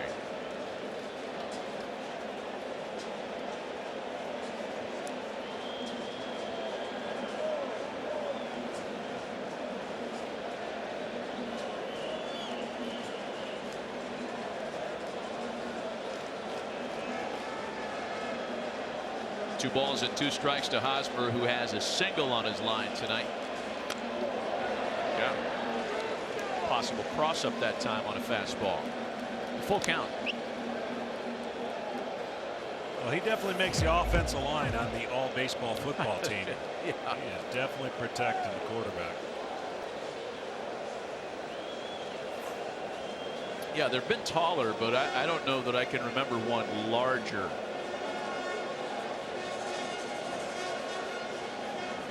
Here's his payoff pitch home, and Hosmer beats a ground ball to first. Nice layout stop by Carlos Santana. Jumbo gets over to cover his position well. Who's the young lad from Mexico? Hit a home run the other day at 320 pounds. Forget his name. He hit a home run. 320? 320.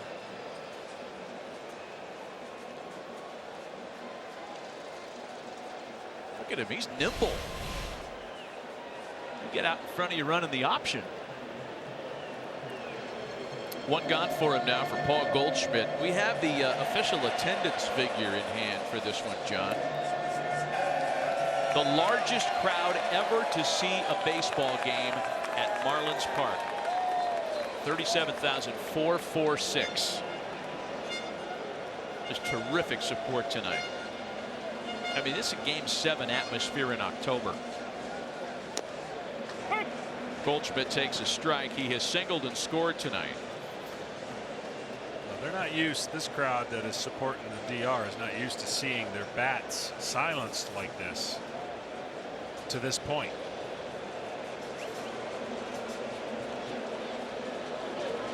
Again, the big picture here, if Team USA wins tonight, they have guaranteed a trip to San Diego next week for the next round of the tournament. If the DR can come back and win, they're in really good shape to move on, but they have not clinched yet. Their fate will depend on the outcome of the doubleheader tomorrow. And you got to think, you know, Colombia is silently rooting for the U.S. If they have a chance to move on, if they beat, this holds up and they beat the Dominican Republic team, Colombia shocks the world and goes to San Diego. Could you imagine that? They'll have that opportunity if the U.S. can win this one tonight. 3 balls and a strike from Diaz to Goldschmidt.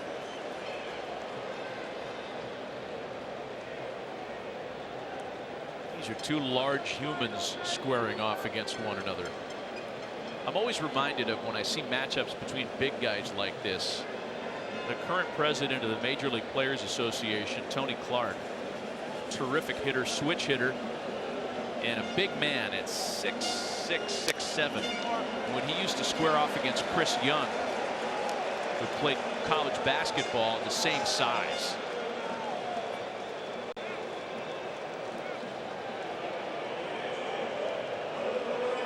JP, you and I are little guys. We'd have no shot in a fight like this.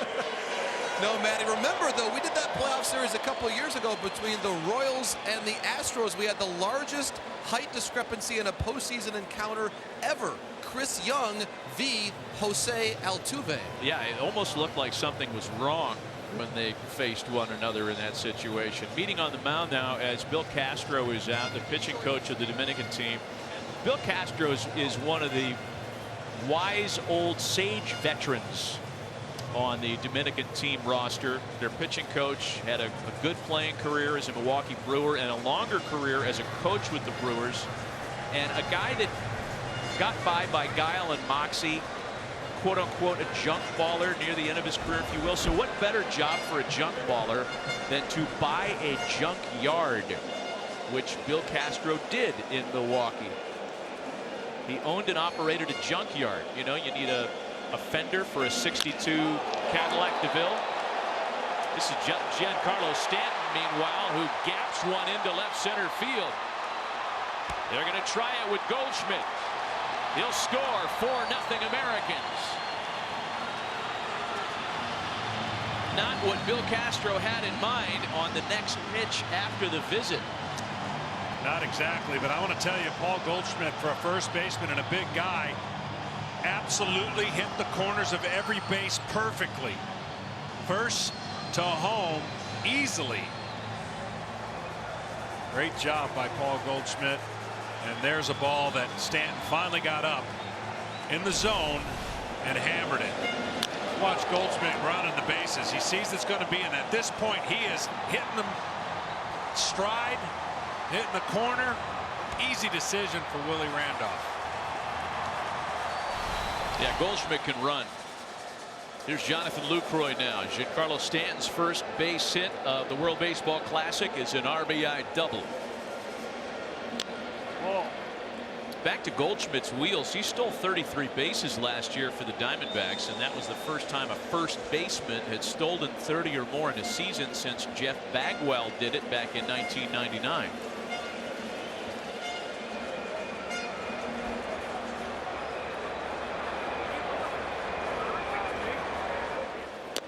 One to Lucroy is taken for a strike. 4-0 Team USA. And that run scored a moment ago, the first for the Americans, with less than 2 out in an inning.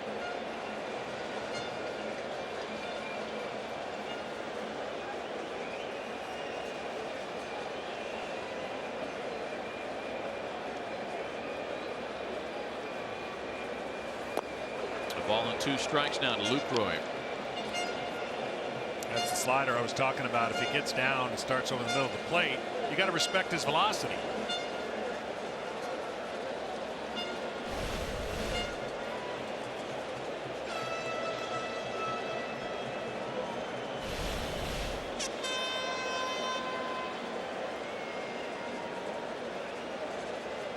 Jonathan hitless so far tonight. The 1-2 from Diaz.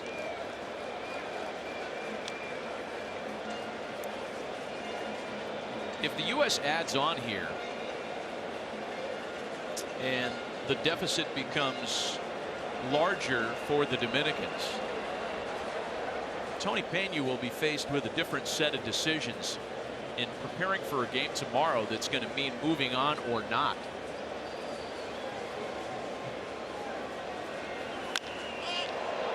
Lucroy sends a fly ball out to center for Starling Marte. There are 2 gone. A couple of quick reminders. Follow every pitch of this year's World Baseball Classic live with the MLB.com mobile at-bat app. Stay connected to the game's best players this spring and all season long with radio broadcasts, video highlights, stats, news, and more. Download MLB.com at-bat today.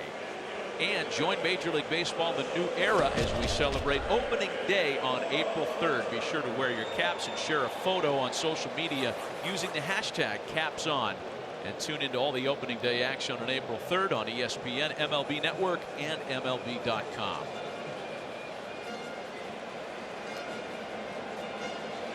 Brandon Crawford, the scheduled batter, and it looks like that's going to be the end of the line for Jumbo Diaz. A pitching change with a run in, a runner aboard, and 2 out here in the 6th. We'll be right back.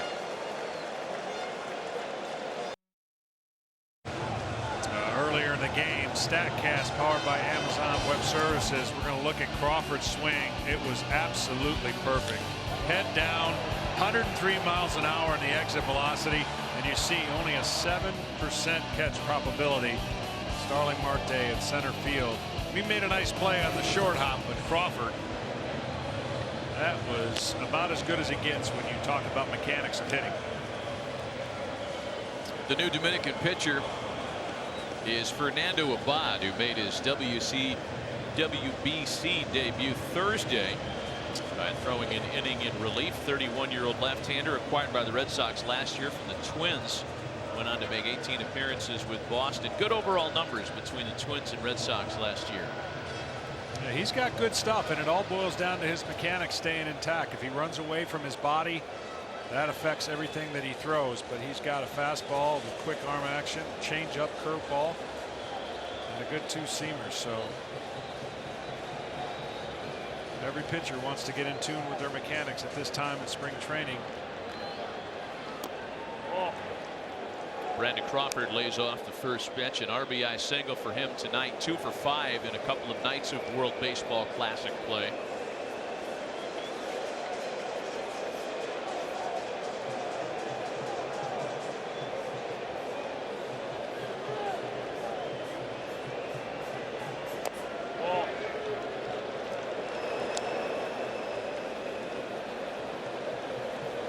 Brandon Crawford was chosen by the Giants in the 4th round back in 2008.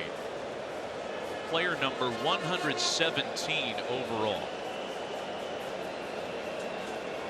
It begs the question, just who exactly was better that year than Brandon Crawford? Who were those 116 players that were thought to be better prospects? Well, some of them were, in fact, I guess. I mean, Buster Posey was chosen number 5 overall by the Giants that year. But we had our editorial staff look up the numbers, and of the 116 players taken in front of Crawford that year, 41 of them are yet to play in the major leagues.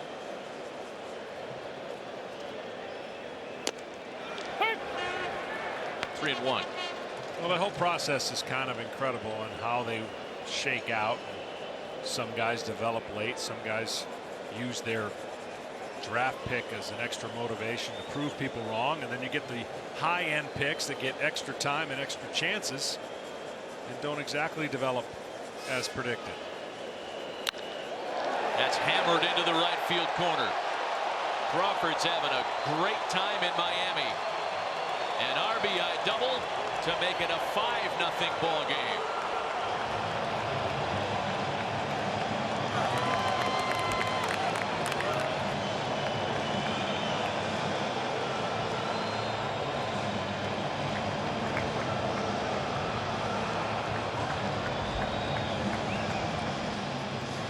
I'm telling you, this guy every year has gotten better at the plate. We all know about his glove and his arm, but he stays in on left-handers. You see how quiet his mechanics, his toe tap, and then of course he hooks it down the line. Had the benefit of the count in his favor. Sat on one pitch, got it. I'm sure the Giants are happy right now seeing him stroking the ball the way he has. He's in scoring position now for Ian Kinsler, who has singled and scored tonight. 5 runs on 8 hits for Team USA. This is from a lineup that looked half asleep last night, due in large part to how good Jose Quintana was. Boy, but the Americans are alive and well tonight. It's interesting how it may have worked out for the U.S. team, right? We talked about the day off benefiting the pitchers for the Dominican Republic, but maybe the fact, the timing of getting back in there and that day off may have affected the offense. Who knows? That you got momentum working for the U.S. with that dramatic come from behind and tight game last night, and they are rolling right now. And the plan for Jim Leyland couldn't be any better at this point, knowing he has a shortage of relievers. 1-1 the count to Kinsler.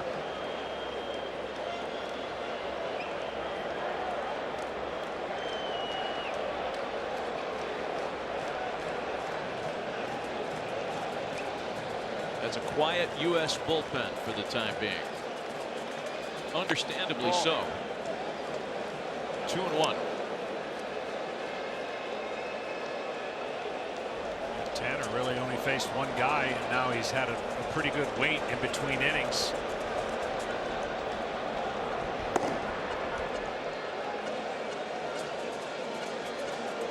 The Dominican Republic has not lost a game in the World Baseball Classic in some time. They'll go to the bottom of the 6th inning, trailing tonight 5-0. 2 more for the Americans. Stanton and Crawford doing the heavy lifting. 5-0 Team USA.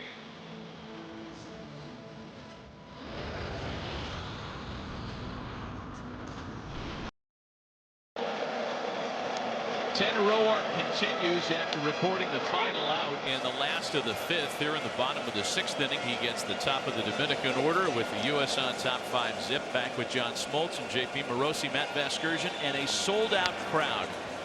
The largest crowd ever to watch a baseball game here at Marlins Park. 37,000 plus on hand tonight. Yes, the strange fish race becomes something of a staple here at Marlins Park. It's a ground ball to first for Eric Hosmer, and Reyes is retired. Did you have a fish in the race today, John? I did not. I saw him loafing and then turning it on late. Billy the Marlin. Been the mascot here in South Florida as long as the Marlins have been in existence. You remember you were still playing when Billy the Marlin, on a skydiving stunt on opening day, lost his head, and it ended up in the backyard of some nice family in Brownsville or Hialeah or something. I mean, it was found and returned to the proper owner. Here's Manny Machado now with one gun and the bases empty. Oh boy. Watch it fly. That's up in big boy territory. Santa Maria.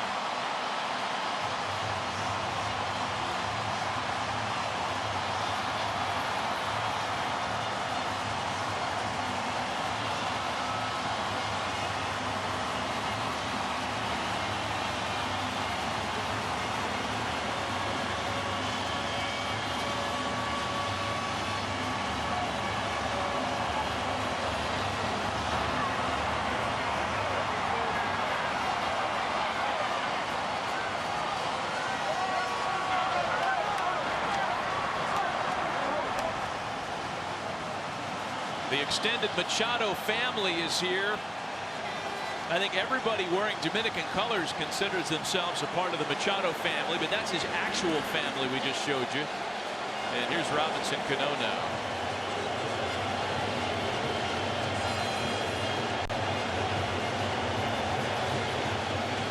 If that homer would have been a 5-1 lead, you'd have seen a lot of more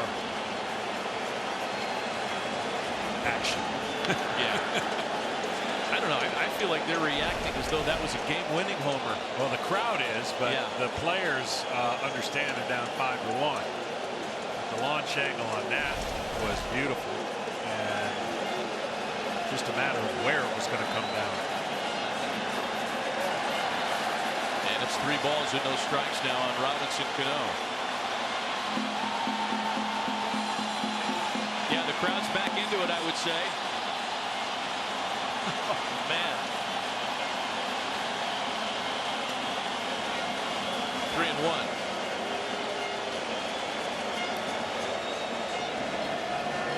You only need to read the names on the backs of the jerseys to know that this Dominican lineup can get back in it in a hurry.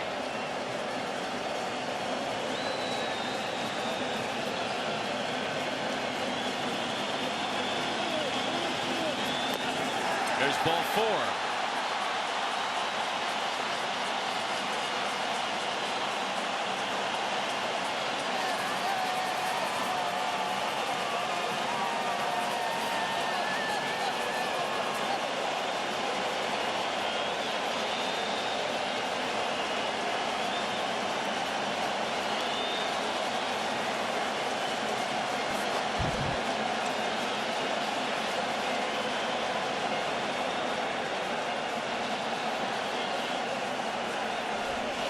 Well, StatCast powered by Amazon Web Service. This is all you need to know. 109 miles an hour, 435 feet.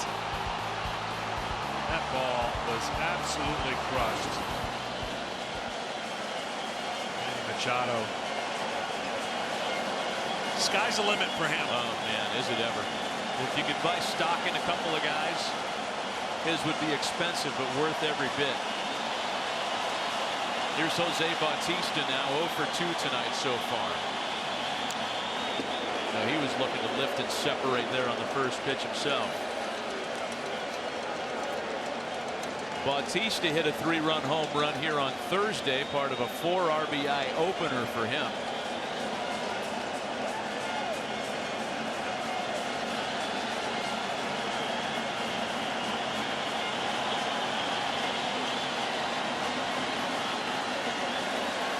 You know, the face paint on some of the Dominican fans here, it's got like this kind of Stanley Kubrick vibe. It's a Clockwork Orange meets Rico Cardi.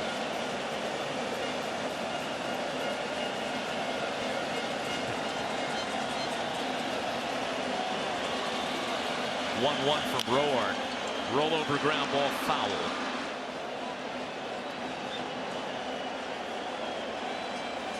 Let's take you back to game 1 in this bracket. Bautista. He likes to yank him, right? Most of his home runs to the pull field. Absolutely. You can't miss inside against him. He is the best in our game at opening up and pulling any pitch inside and keeping it fair.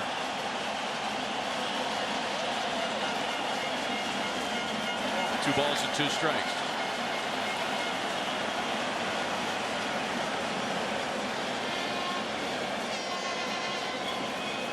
Carlos Santana, the switch hitting Cleveland Indian, waits on deck.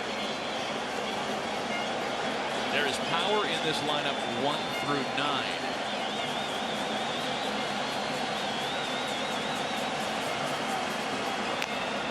And a full count now.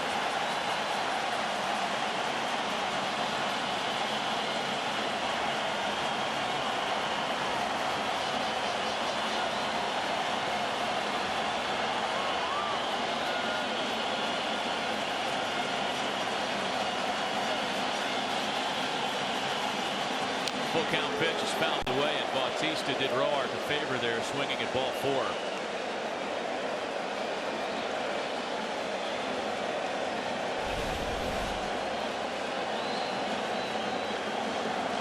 Maybe not. That might have been on the inside corner. You're not going to fall for the banana in the tailpipe, are you? Place is going to get really loud if he gets on base. Louder than it is now.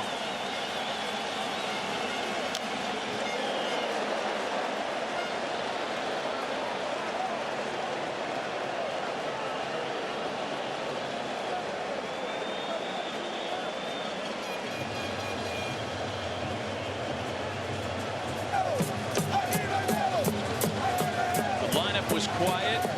Stands were quiet until the Machado home run re-energized the building.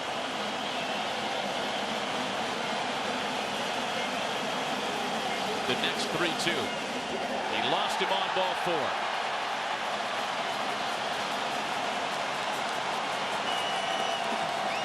Now things get a little hairier because the tying run stands in the on-deck circle. The batter's going to be Carlos Santana.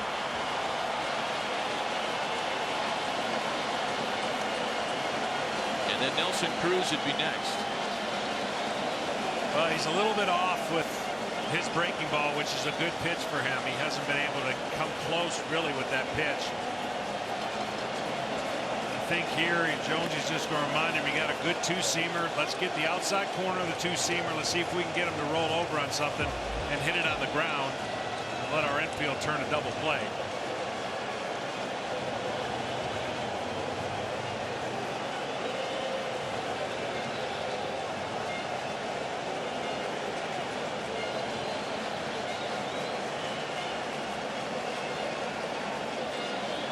Carlos Santana struck out twice tonight against Marcus Stroman.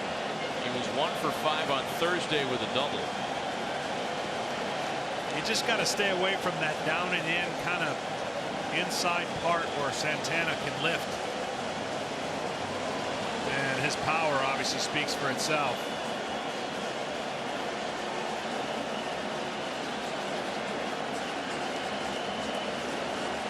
Bautista the runner at first, Robinson Cano at second. And a little earlier than Jim Leland would have liked, he's got David Robertson up in the bullpen. That's one of the 3 U.S. relievers that did not pitch yesterday. Jake McGee and Andrew Miller, the other 2.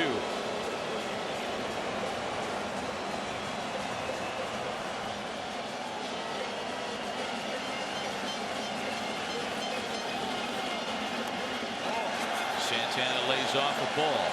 Last year, Tanner Roark was able to get a double play ball 28 times, and that was one of the highest totals, the 3rd highest total among all major league starters. Just trying to be a little fine, trying to find that release point. The ball's moving.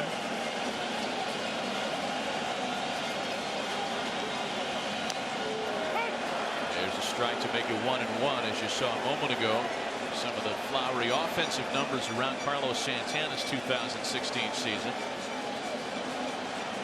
He set an Indians franchise record for home runs by a switch hitter last year.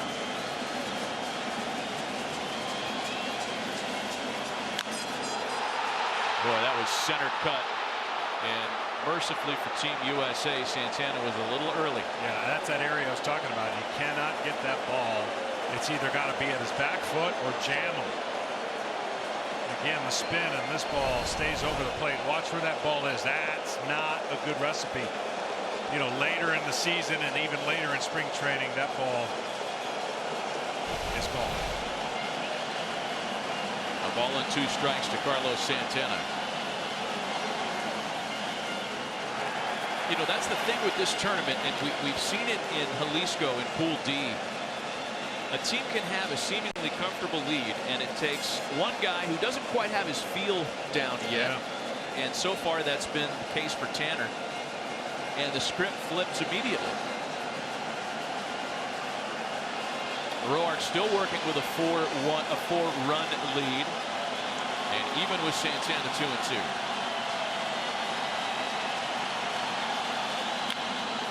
Back up the middle and through, a base hit. Here comes Cano to score, and it's a 5-2 U.S. lead.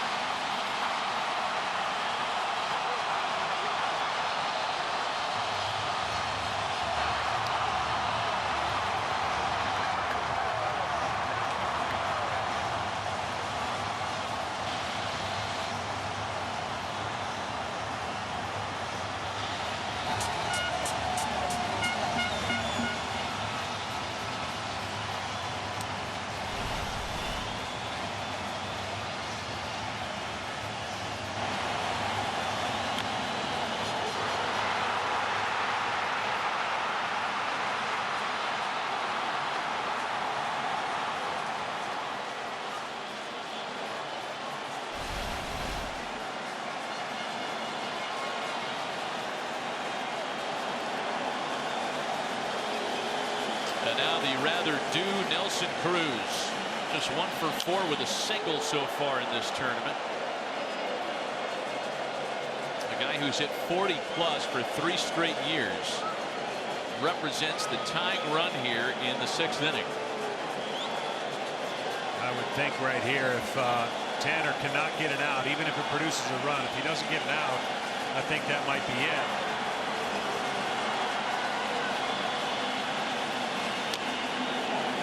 In on the hands, it's 1-1. Really good pitch. I mean, Jim Leland's trying as best he can to get as much out of Tanner because of the depth issue.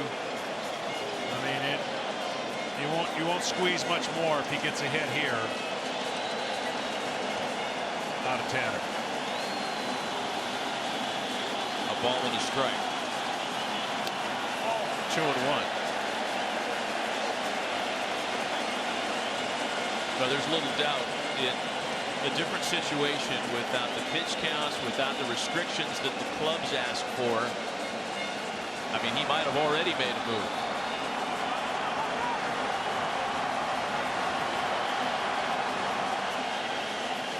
Leland hoping that Roark can work himself out of this. 2-2 now.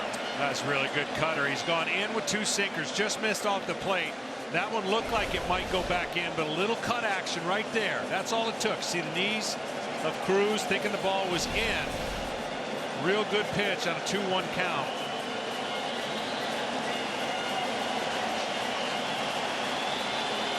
2 balls and 2 strikes. Bautista at third, Santana at first with 2 runs in. Fly ball out to right. Stanton on the run. He has to make a waist-high catch for out number 2.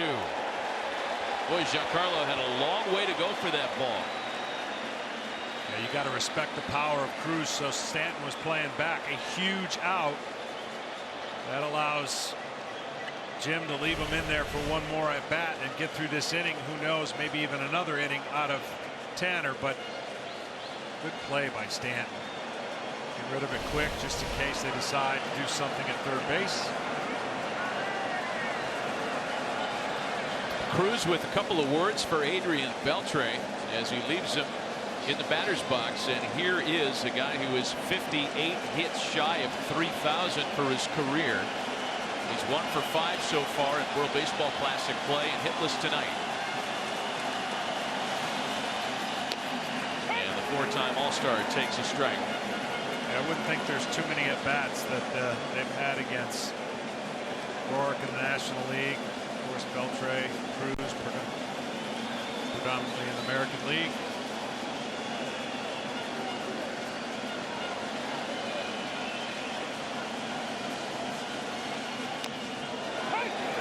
And Roark gets in front of Beltre, 0-2.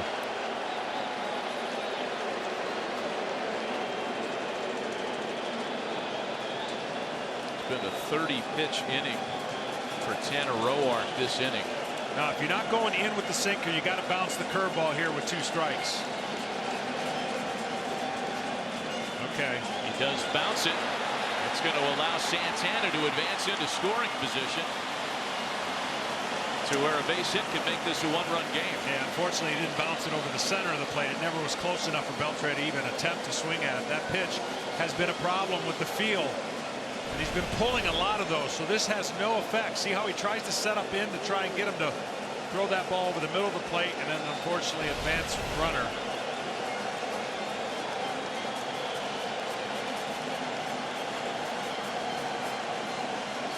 A ball and 2 strikes to Beltre.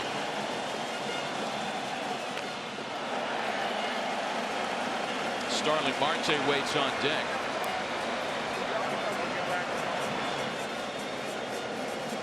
He has singled tonight.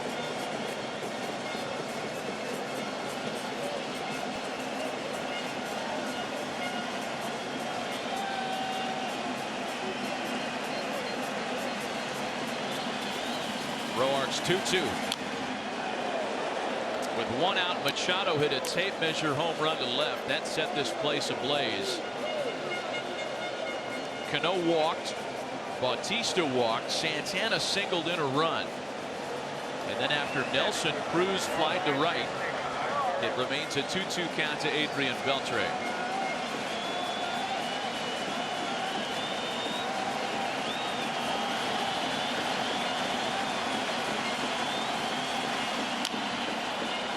Chopper foul. That's one of those patented Beltre swing to your knees. That one was a little more defensive because that curveball was much better out of Tanner. See the curveball there, stays in the plate a little bit longer. I don't know, it sure seems like you never want to get beat on a pitch in, but if there's ever a time to bury a cutter in or a fastball in, see if they decide to do that against Beltre. 2-2. Into center field, but right in the tracks of Adam Jones, and Tanner Roark bends but doesn't break. The DR is on the board, however. Manny Machado gets the party started with a mammoth home run. The Dominicans add 1 more and end 6 innings, trailing by 3.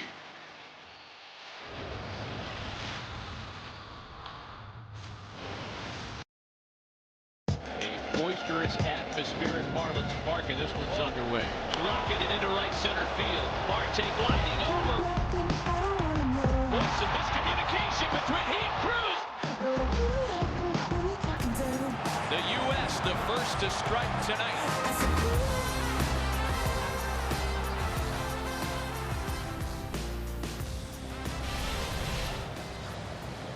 Welcome back. A little different storyline. If you tuned out for a little bit, you missed a 2-run rally by the Dominican Republic team in the last of the 6th inning to make this a 3-run ball game. Back with Hall of Famer John Smoltz and JP Morosi. Matt Vasgersian, a 5-2 affair, top of the 7th inning. And the DR back to the bullpen. He was the first to work in relief on Thursday. Mets right-hander Hansel Robles takes over in the 7th inning. He'll get Adam Jones, Christian Yelich, and Nolan Arenado for Team USA. Here's the numbers. High velocity slider guy. Rears back and lets it fly. It's been a reliable bullpen option for Terry Collins the last couple of years. He's made a total of 125 appearances between 2015 and 2016. It's got a 1-1 count on Adam Jones, who is hitless tonight. What was initially called an RBI single back in the 3rd was changed to an E7. A ball and 2 strikes to Jones.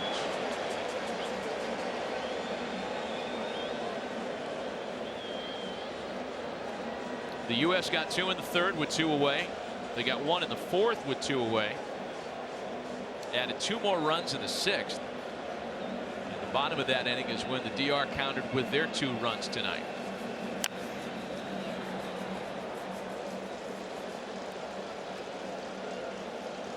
Looks like Tanner's going to go back out and start the inning. Hopefully give Jim 1 more inning, and then he'll turn it over to the pen.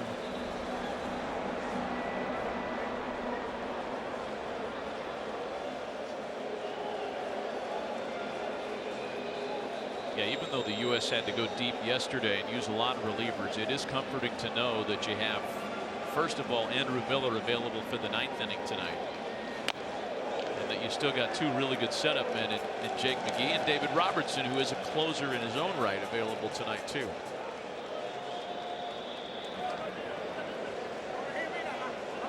Doubleheader tomorrow here in Miami, and that wraps up Pool C.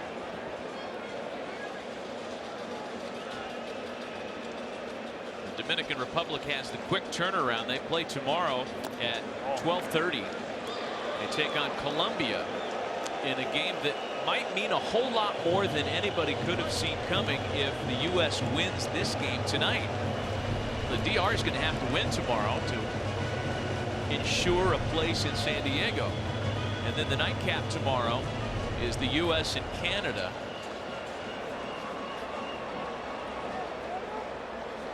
Jim Leland would prefer that game mean nothing.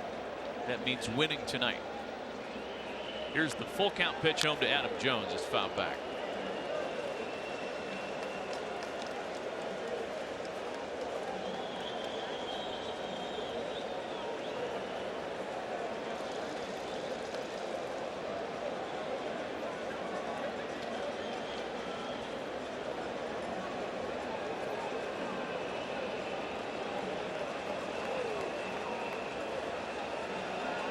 Christian Yelich waiting on deck. He's had a terrific night and a half of baseball here in his home park. Here's the next 3-2 to Jones. That's hammered foul.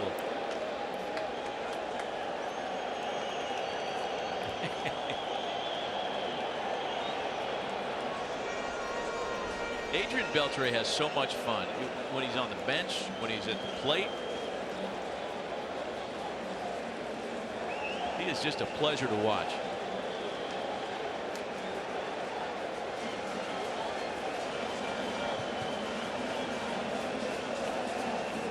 The next 3-2 from Robles. You know, when you go down and you get a chance to cover some teams in spring training, you get a good feeling at every camp you're at. Why wouldn't you? I mean, you're promoting that team. You're talking about their stars. But I'm telling you, in Rangers camp, it is unique. It's different. And they all have this incredible competition every day to create fun, and a nature of which I can see why they win. I can see why they won the last 2 years. And he is at the center of it, meaning Beltre. Tremendous respect. You know, Adrian Beltre, he's had to come back and really reestablished himself too. He left Los Angeles at the end of the 04 season as a free agent as Major League Baseball's home run leader that year. There was a big market for his services. He went to Seattle. Things didn't work out that great for him in Seattle and had to kind of resurrect himself on a one-year deal with the Red Sox. Turned that into the long-term marriage in Arlington, one that will probably see him through to retirement. And he's likely headed to Cooperstown, but you wouldn't have said that after his 3-year stay in Seattle. Yeah, it's interesting. Back then, that's where fly balls went to die, in Seattle. There's a 3-2. And finally, Robles is able to get Adam Jones, and it took a big hump up fastball of 96 to put him away. 58 hits shy of 3,000, and one of the brightest stars ever to come from the Dominican Republic. Among Dominican-born players, first in hits, third in doubles, number 6 in home runs. And the Gold Gloves are worthy of mention too. 5 of them tied for the most by Dominican-born players. And formerly, we knew Dominican-born players to be terrific defensive shortstops. Alfredo Griffin, who's a member of this coaching staff, one of them. Tony Fernandez. We knew nothing of San Pedro de Macorís other than it produced awesome major league talent. And much more to come. There's Alfredo Griffin. 0-1 to count to Christian Yelich. Thank you.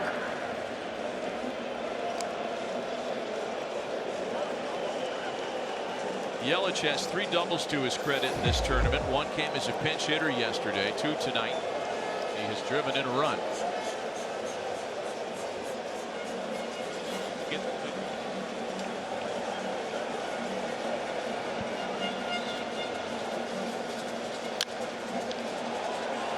It's got to be weird for Giancarlo Stanton and for Christian Yelich. These guys, they play 81 games a year here as Miami Marlins. To play in front of a crowd like this in their home park. They've never played in front of a bigger crowd than this, and they play here all the time. This is the biggest crowd in the history of this building. A ball and 2 strikes to count to Yelich.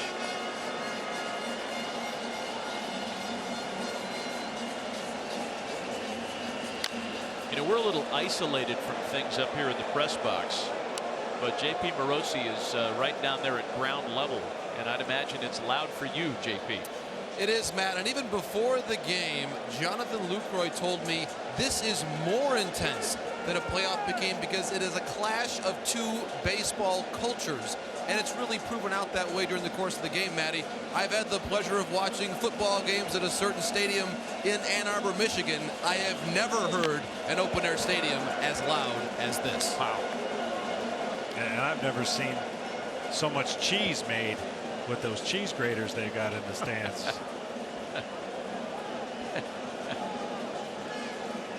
Making more cheese here than in a Packers game in that. 2 balls and 2 strikes to Christian Yelich. Ground ball sharply hit for Cano, and out number 2.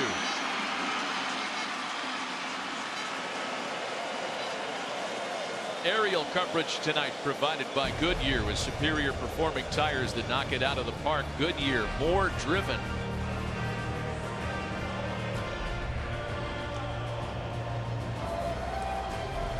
When does that thing leave for San Diego? Now, wouldn't that be a ride? As soon as you say so.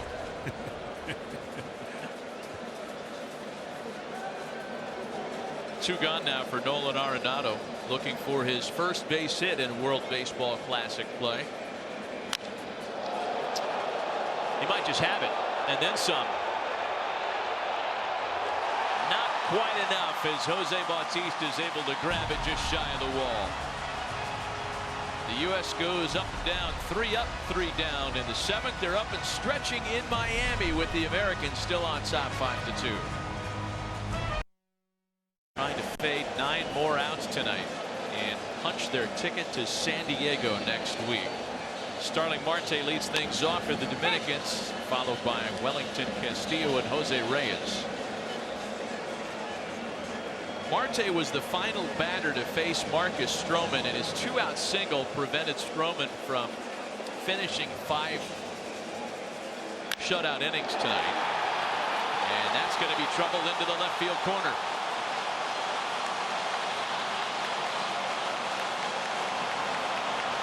A leadoff double opens the home 7th.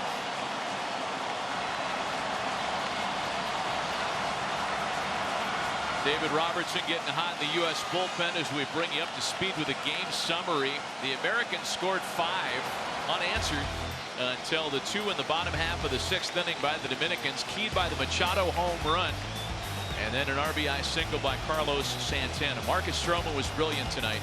Struck out 4, did not allow a run in 4 2/3. And we're going to have a pitching change. That's going to be all for Tanner Roark as David Robertson is summoned here in the 7th. Just the second change of the night for the American staff. We'll be right back.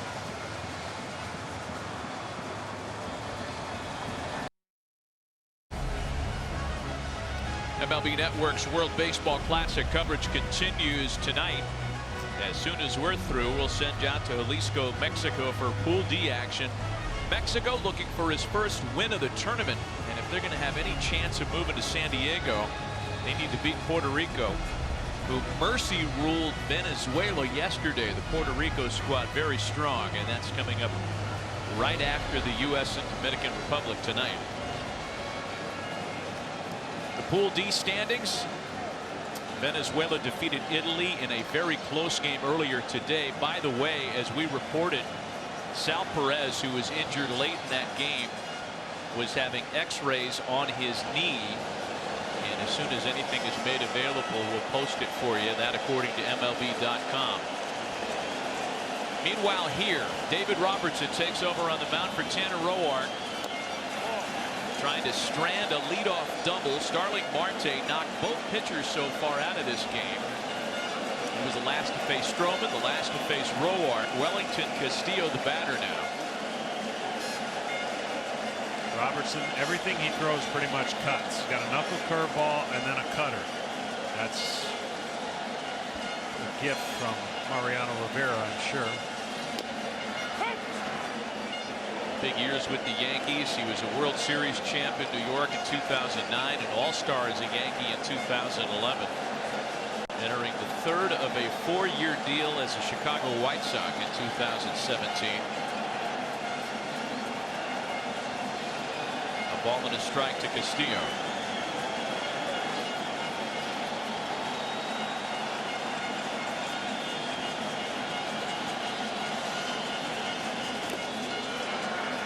Well,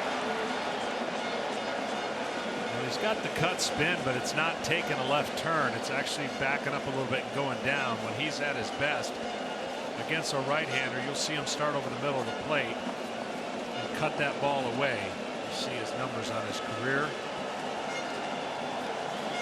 118 saves.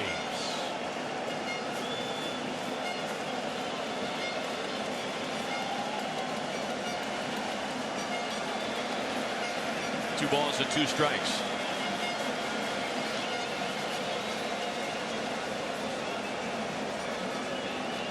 Castillo hitless tonight. He homered yesterday. Top of the order, Jose Reyes and company waiting on deck.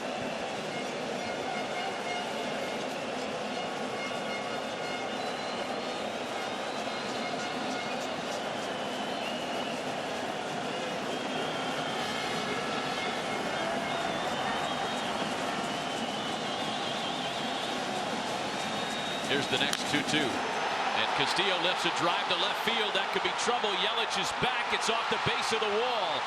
Here comes Marte. It's a 2-run ball game.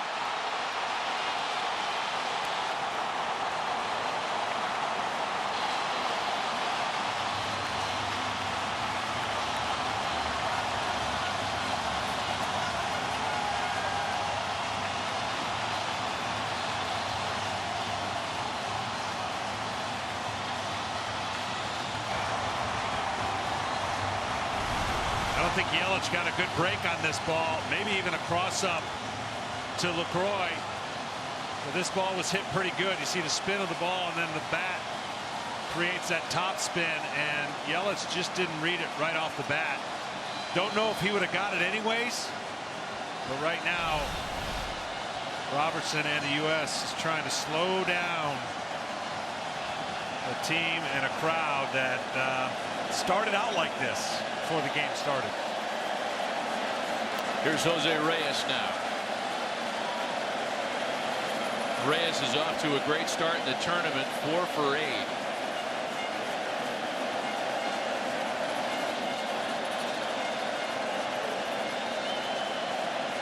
The U.S. still has a 2-run lead, but my oh my has the momentum changed. 1-1. I would think, besides trying to get a hit, I would think Jose would do everything he can to hook this ball and at least get the runner at third if he doesn't get that base hit.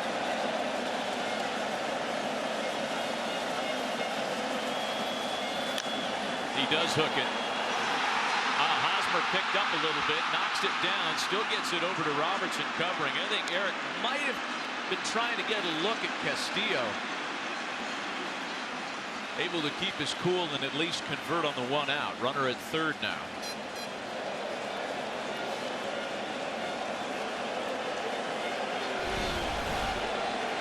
Ball just catches him on the heel of the glove and the palm of his throwing hand, but he didn't panic.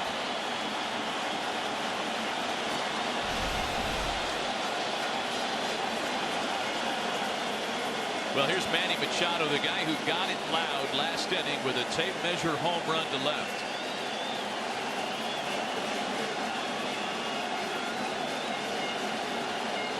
Machado, like Reyes, off to a blazing start in the tournament. 4 for 8.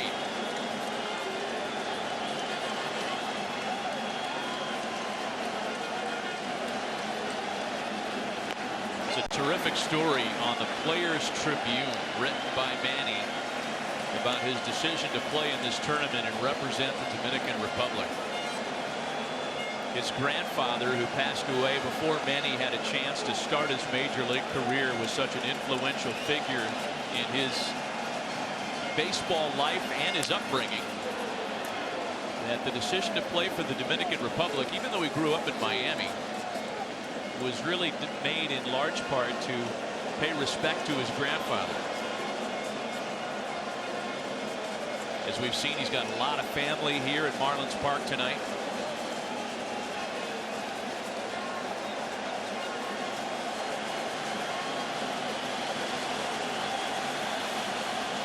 A ball and a strike to count to him here with the runner at third, a run in and 1 away.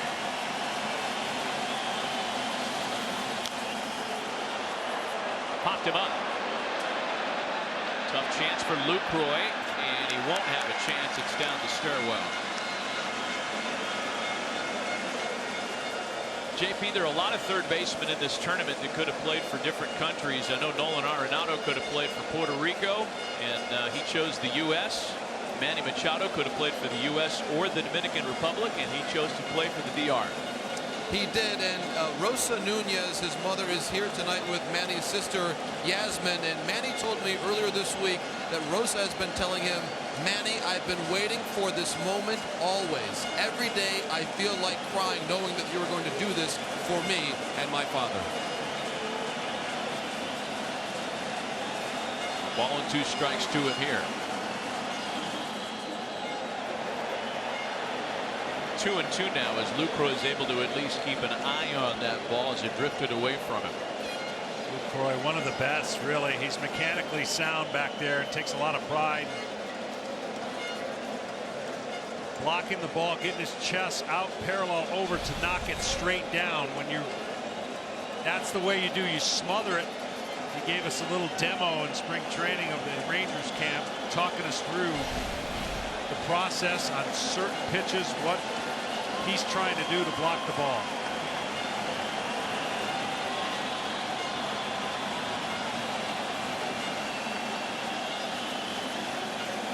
Robertson's 2-2. Just missed with a breaking ball. You want to see what it looks like when you hit a ball with an aluminum bat? This is what it looks like, except it wasn't an aluminum bat. This was Manny Machado with good old regulation wood.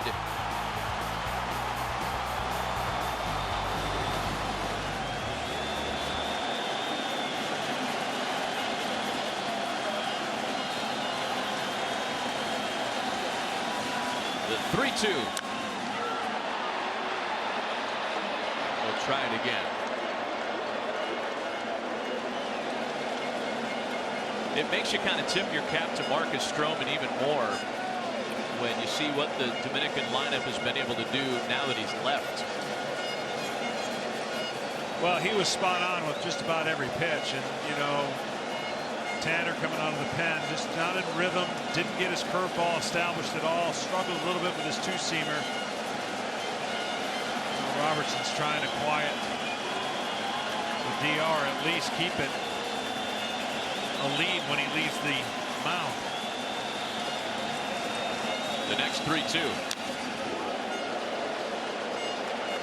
I mean, David Robertson is used to pitching to some tough lineups. He's a closer, 37 saves last year in Chicago. But, you know, nursing a 2-run lead in the 7th inning, still needing 8 outs to win this game. And there's absolutely nowhere to hide. Machado followed by Cano, then Jose Bautista, then Carlos Santana, Nelson Cruz, etc., etc.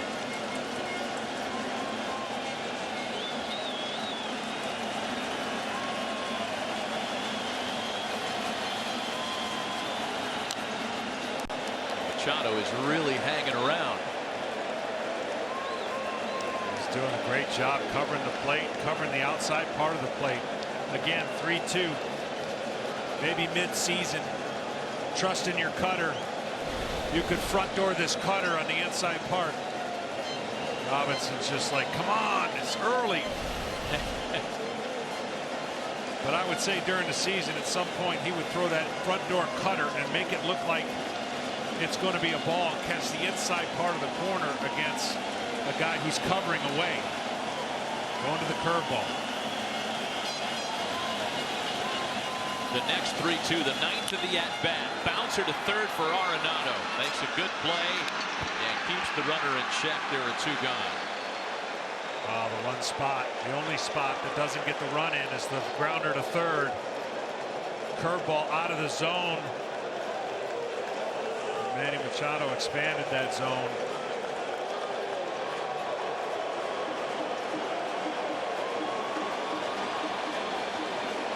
He knows it.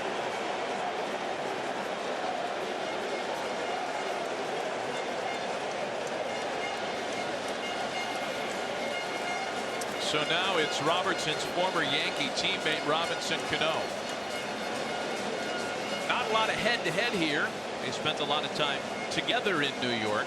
1 for 3 as opponents is Cano against Robertson. Cano 0 for 2 with a walk and a run scored tonight.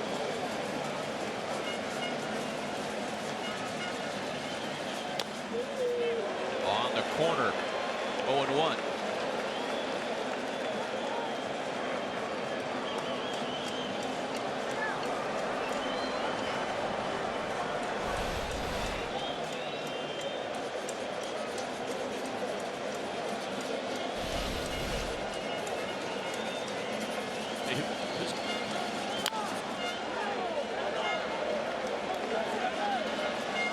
Two.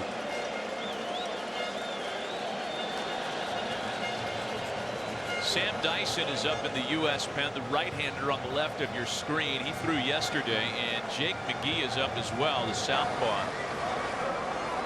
McGee, along with Andrew Miller, the only 2 U.S. pitchers, relievers that is, who have not worked so far in the tournament. Robertson's in the driver's seat now on top 0-2 to Robinson Cano. See Croy set up well outside. Oh. And they get him looking with that fastball on the corner.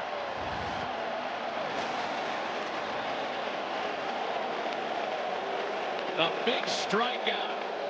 applying a tourniquet to a run-scoring inning. The DR does ship away for one more, however. And at the end of 7, Team USA on top by 2. Now just a 2-run advantage for Team USA as Eric Hosmer leads things off in the visitors' 8th. He'll face a new pitcher.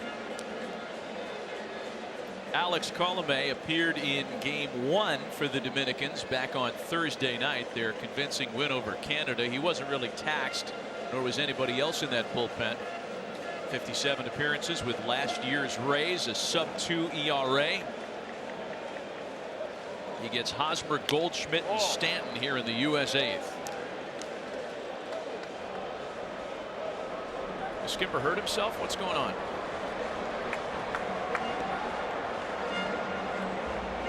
And it fit him for a compression sleeve. Too much left-handed BP.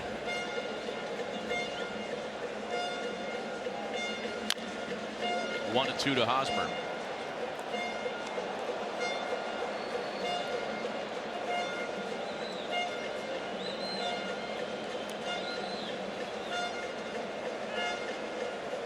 Alex Colomé was a first-time All-Star this year. Last year, that is, 2016. 37 saves, a top 5 total.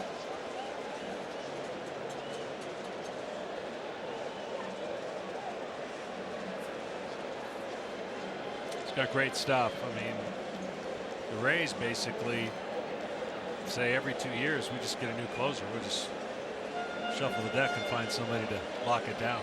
Yeah, they've been able to make that work. Ball. 2-2 from Fernando Rodney to little Grant Balfour mixed in there. They've got a pretty good one here in this film.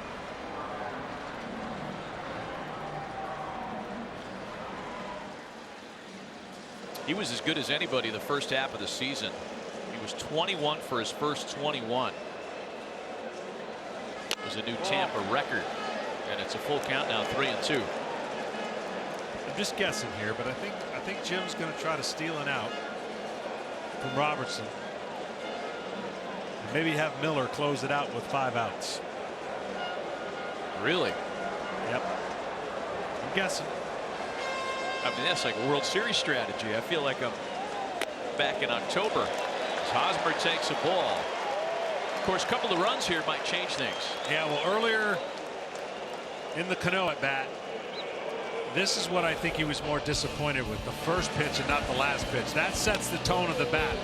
That one's away. Now he chases another curveball down, and now he's in a hole 0-2 and a perfect, I mean perfect cutter, best of the night. And at some point he's like, first one is the one that could have had back. There's Paul Goldschmidt now. Leadoff hitter aboard after Hosmer drew the walk. Goldschmidt is 1 for 2 tonight. He scored a couple of runs. Ground ball for Reyes to Cano. The relay not in time. As we documented earlier, Goldschmidt runs very well.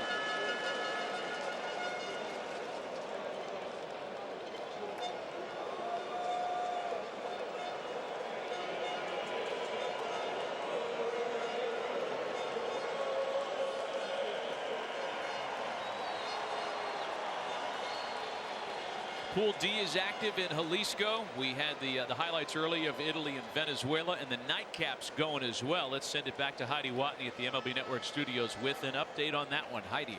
Yes, Matt, I have a Geico update for you. Puerto Rico versus Mexico just getting underway in the first. Francisco Lindor tees off. 2-run homer off Miguel Gonzalez. Puerto Rico with the early 2-0 lead. Matt? Man, did that get over that signage out there? I didn't even see the pelota. Man alive. Here's Giancarlo Stanton with 1 out and 1 on. Mexico's in trouble. Well, they were kind of a sneaky pick for some to move on in the tournament.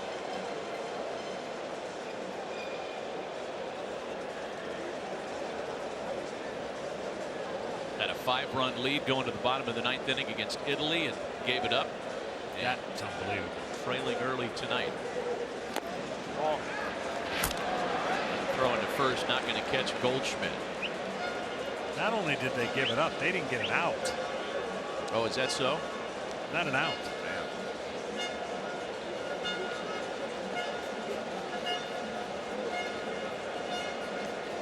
Two balls and no strikes from Alex Colomé to Giancarlo Stanton. We're talking about Rays closers. Tampa Bay's had pretty good success with Dominican-born Rays closers.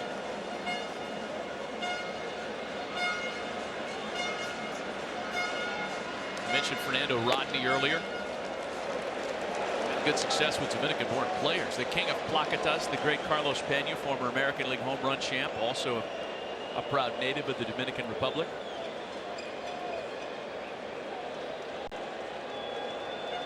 Do they have the Rally Placata down there? Is it in the dugout? It's got to be. 3 balls and no strikes. The count to Giancarlo Stanton. 3-1. But Team Israel has their mascot with them all the time. The mensch on the bench.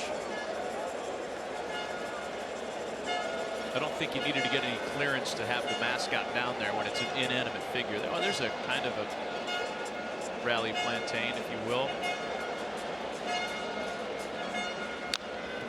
Full count now.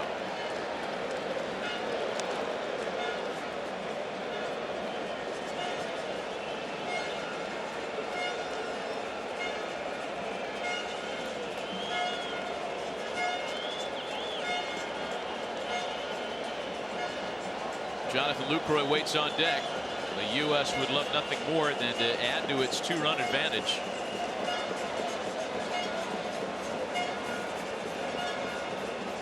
Full count to Stanton. Shattered bat kindling for Reyes to Cano. The double play.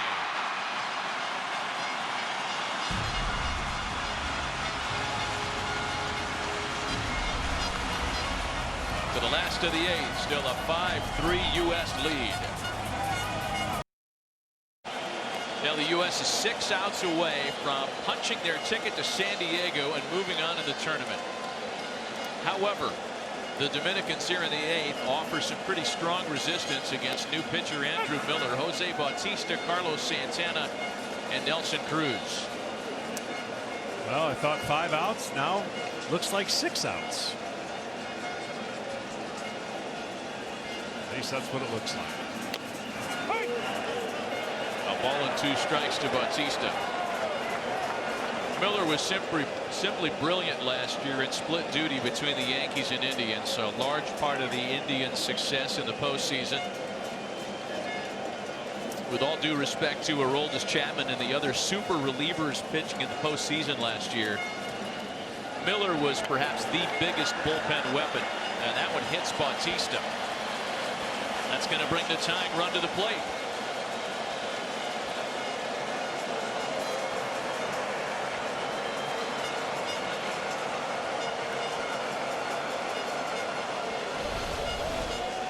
Well, trying to bury that slider, and he did. He buried it, but off the shin. Bautista knows that a runner on brings the tying run back to home plate. Carlos Santana tonight, Miller's Indians teammate, 0 for 2 with an RBI single. Struck out twice against Marcus Stroman. And the first offering for Miller misses inside.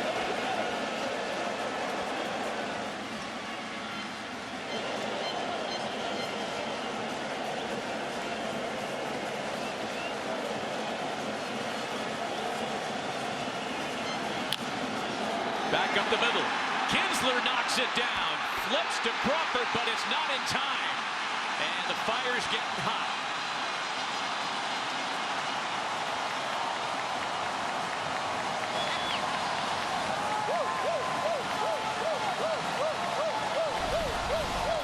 Well, this is right up the middle. Kinsler makes a great play just to keep it in the infield, prevent him from going first to third. Right now it is Getting a little tight again. The USA dugout. Santana's being lifted for a pinch runner. And it's Mel Rojas Jr. who will be used off the bench to run.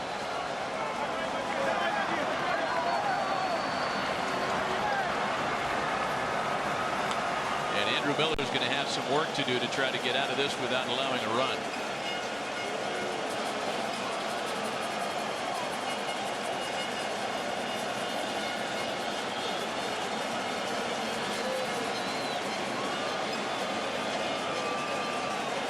Nelson Cruz will be the batter. 0 for 2. He's been hit by a pitch tonight.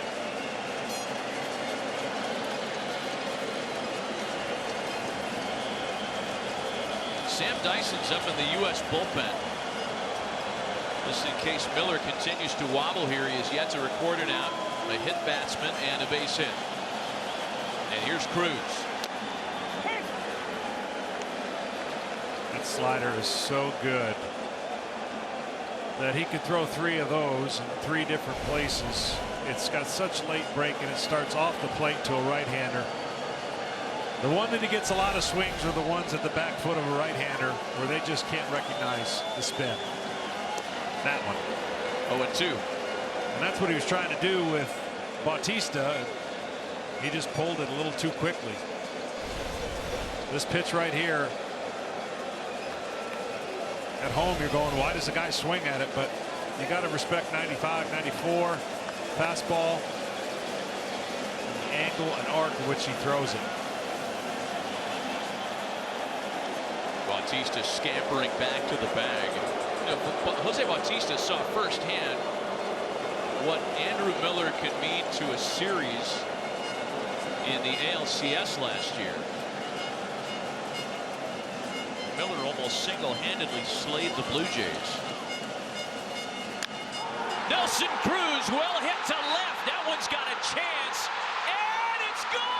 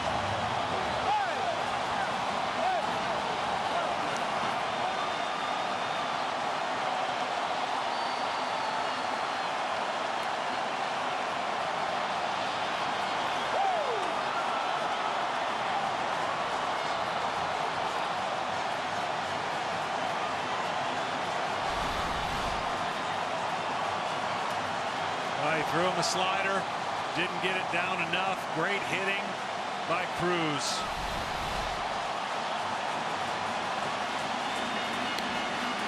And now Adrian Beltre, for the first time tonight, the Dominicans have the lead. 6 unanswered.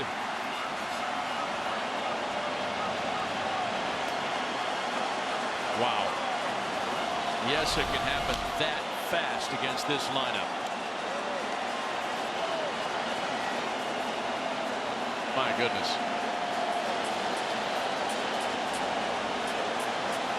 Not since they tore down the old Orange Bowl has there been this kind of noise on this parcel of land here in Miami.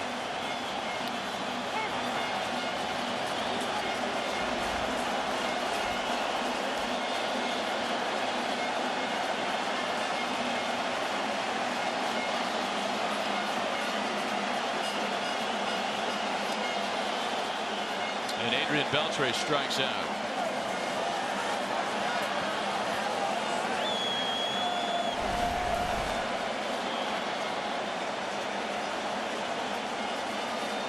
Yeah, what do you think, by about 3 feet? Yeah. He's that kind of strong.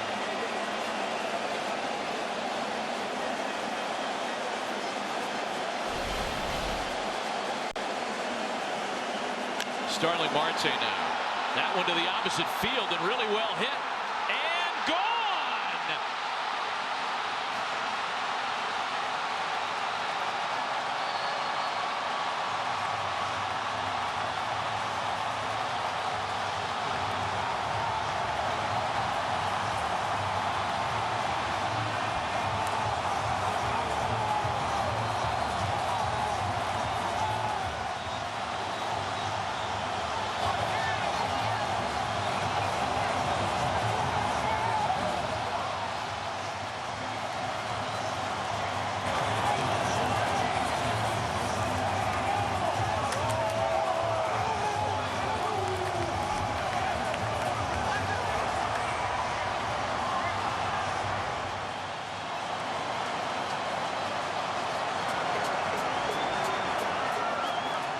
If you're watching at home and you put your head down to pick up some change in the sofa cushions, bang, blacata, blacata.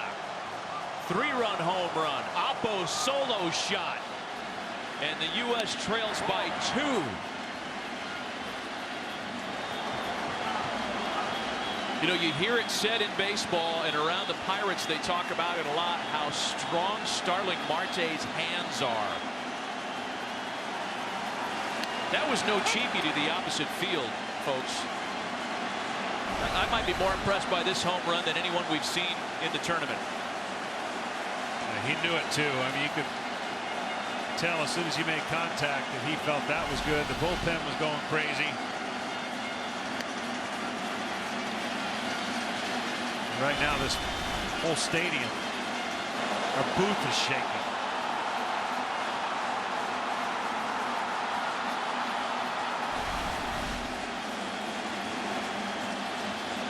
Andrew Miller has been a big league reliever for 5 years and had given up 2 home runs in a game one time. It happens to him tonight.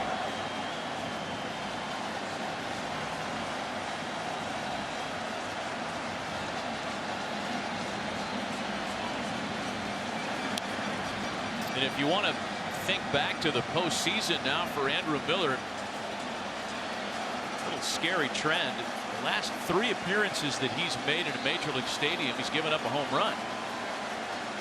Game 4 of the World Series, game 7 of the World Series, and tonight.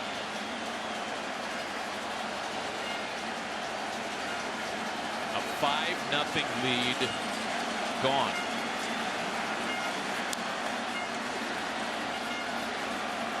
When the U.S. bats in the top of the 9th inning, in a last licks situation,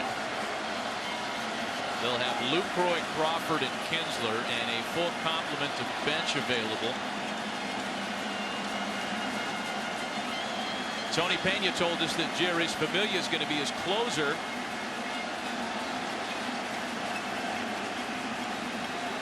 Be looking at a save situation here unless more is to come offensively as Wellington Castillo strikes out, and there are 2 gone. Well, this inning started with 2 strikes on Bautista, and then a hit batsman. And then 2 strikes on Cruz, and a home run. That's how quickly it changed. It's going to be off for Miller.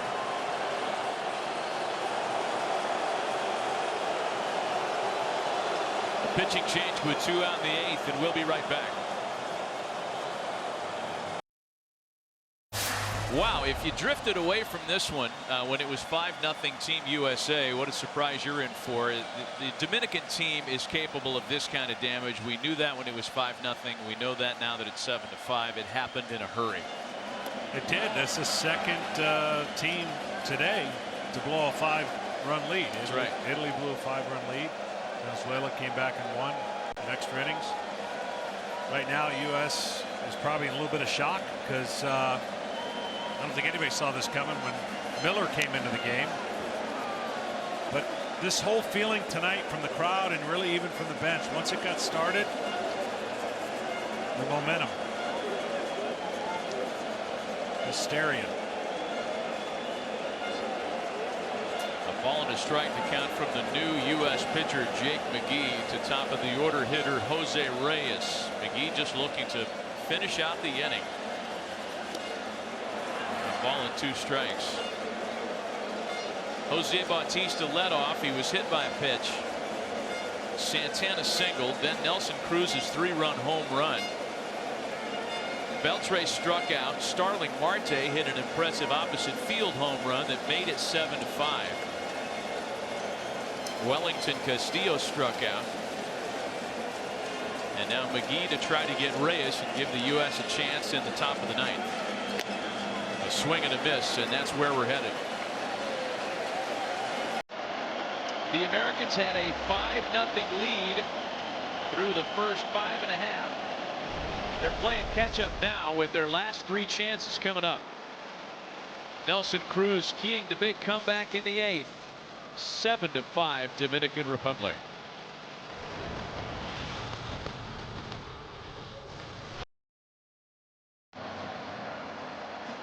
The Dominican Republic getting off the mat after trailing 5-0. They've got a 7-5 lead, 3 outs away from a comeback win tonight, and a bunch of changes to post for you. First, it's Jerry's Familia on the mound, the Mets' outstanding right-handed closer, coming off a 51 save season last year, the first ever Dominican-born pitcher with a 50 or more save season. He pitched on Thursday, struck out the lone man he faced, and wrapped up the 9-2 win. The changes behind him. Jose Bautista takes over at first base, something he volunteered to do if needed in the WBC. Mel Rojas Jr. takes over in left field for Bautista. The numbers on Familia, 78 appearances last year. The Mets are unclear as to his availability to start the season this year, as he awaits a league decision on a domestic violence case. Jonathan Lucroy the first to face him. Lucroy, Crawford, and Kinsler scheduled for the U.S. The U.S. got to try to find a way, like the Dominican did, to get on base, to create a chance for the tying run to come to the plate.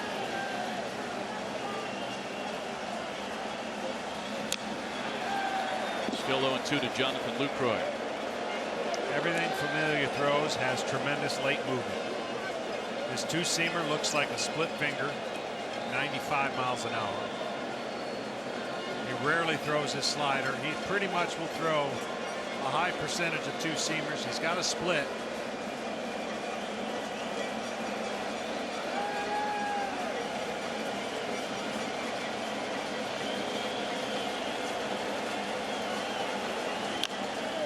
Lucroy with a drive to the opposite field that Cruz handles. He was positioned well. And the U.S. is down to their final 2 outs.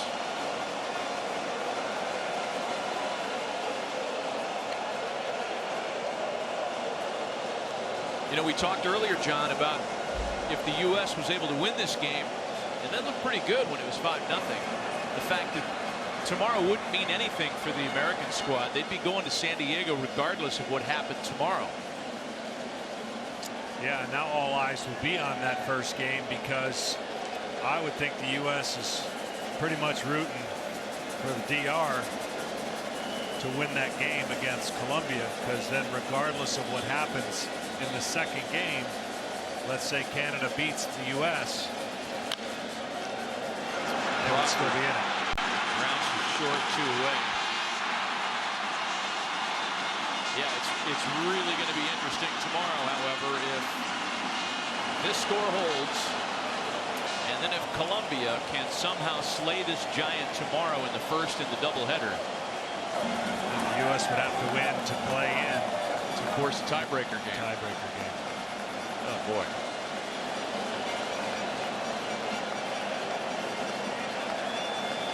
Well, they knew two wins would do it, so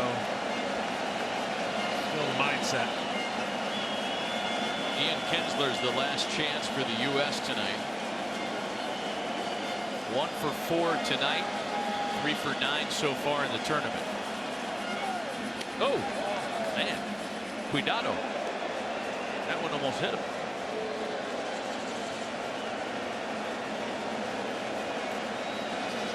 Ball and no strikes to Kinsler. These guys are going to go berserk when the final out's recorded here, if they can get to that point. Kinsler trying to prove otherwise. 2 balls and no strikes. It's all going so well through 6 innings tonight, through 5 at least.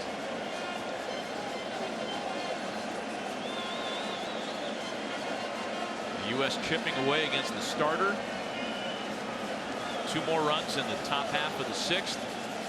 But the Machado home run really changed the momentum in the bottom of that inning. 2-1.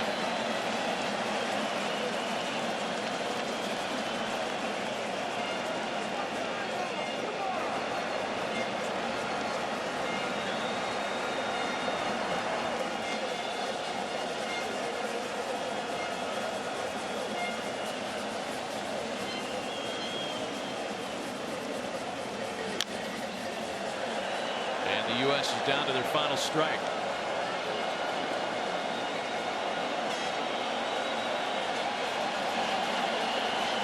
I'll tell you, nobody that showed up for this tournament has gotten here fat or slow. Guys are in mid-season form. I mean, here's Familia throwing 98 miles an hour. Machado hitting 470-foot bombs.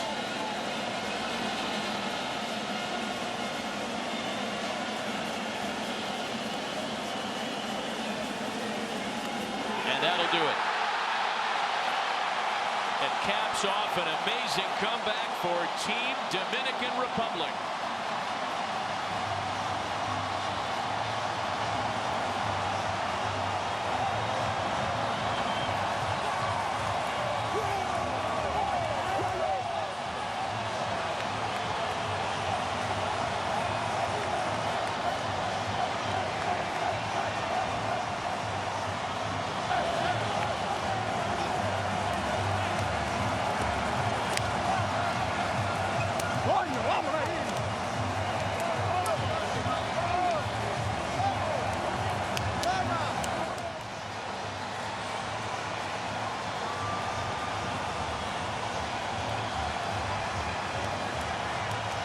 Well, tomorrow's matchup with Canada means a whole lot more for Team USA than it may have about an hour ago.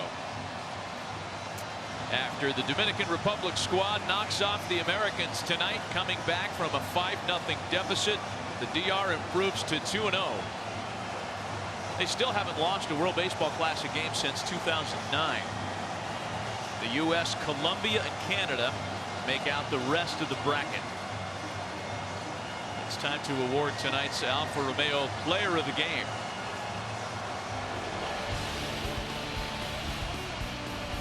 Could have chosen one of any number of Dominican hitters, but Nelson Cruz hit the dramatic 3-run home run that delivered their lead, and he is tonight's Alfa Romeo Player of the Game.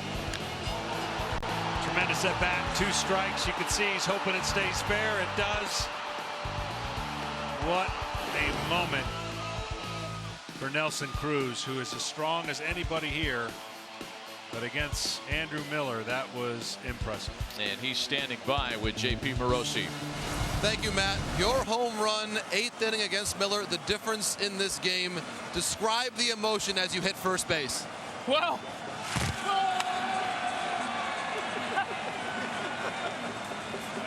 unbelievable, you know, like a little kid, you know. I feel like I was playing Little League, you know, jumping out, I don't know what to do. Nelson, for the fans watching this game tonight at home, how do you describe the scene that your team and your countrymen, your fans in the stands, created here in Miami tonight? It was crazy. I mean, I can only remember the World Series, you know, playoff, stuff like that. It was loud. I mean, the fans, they never give up. We never give up, and, you know, they deserve it, you know. What is so special, Nelson, about Dominican baseball and this Dominican lineup? Well, we love baseball, you know. We breathe baseball 24/7 all year round, and the fans love it. You can see it, you know.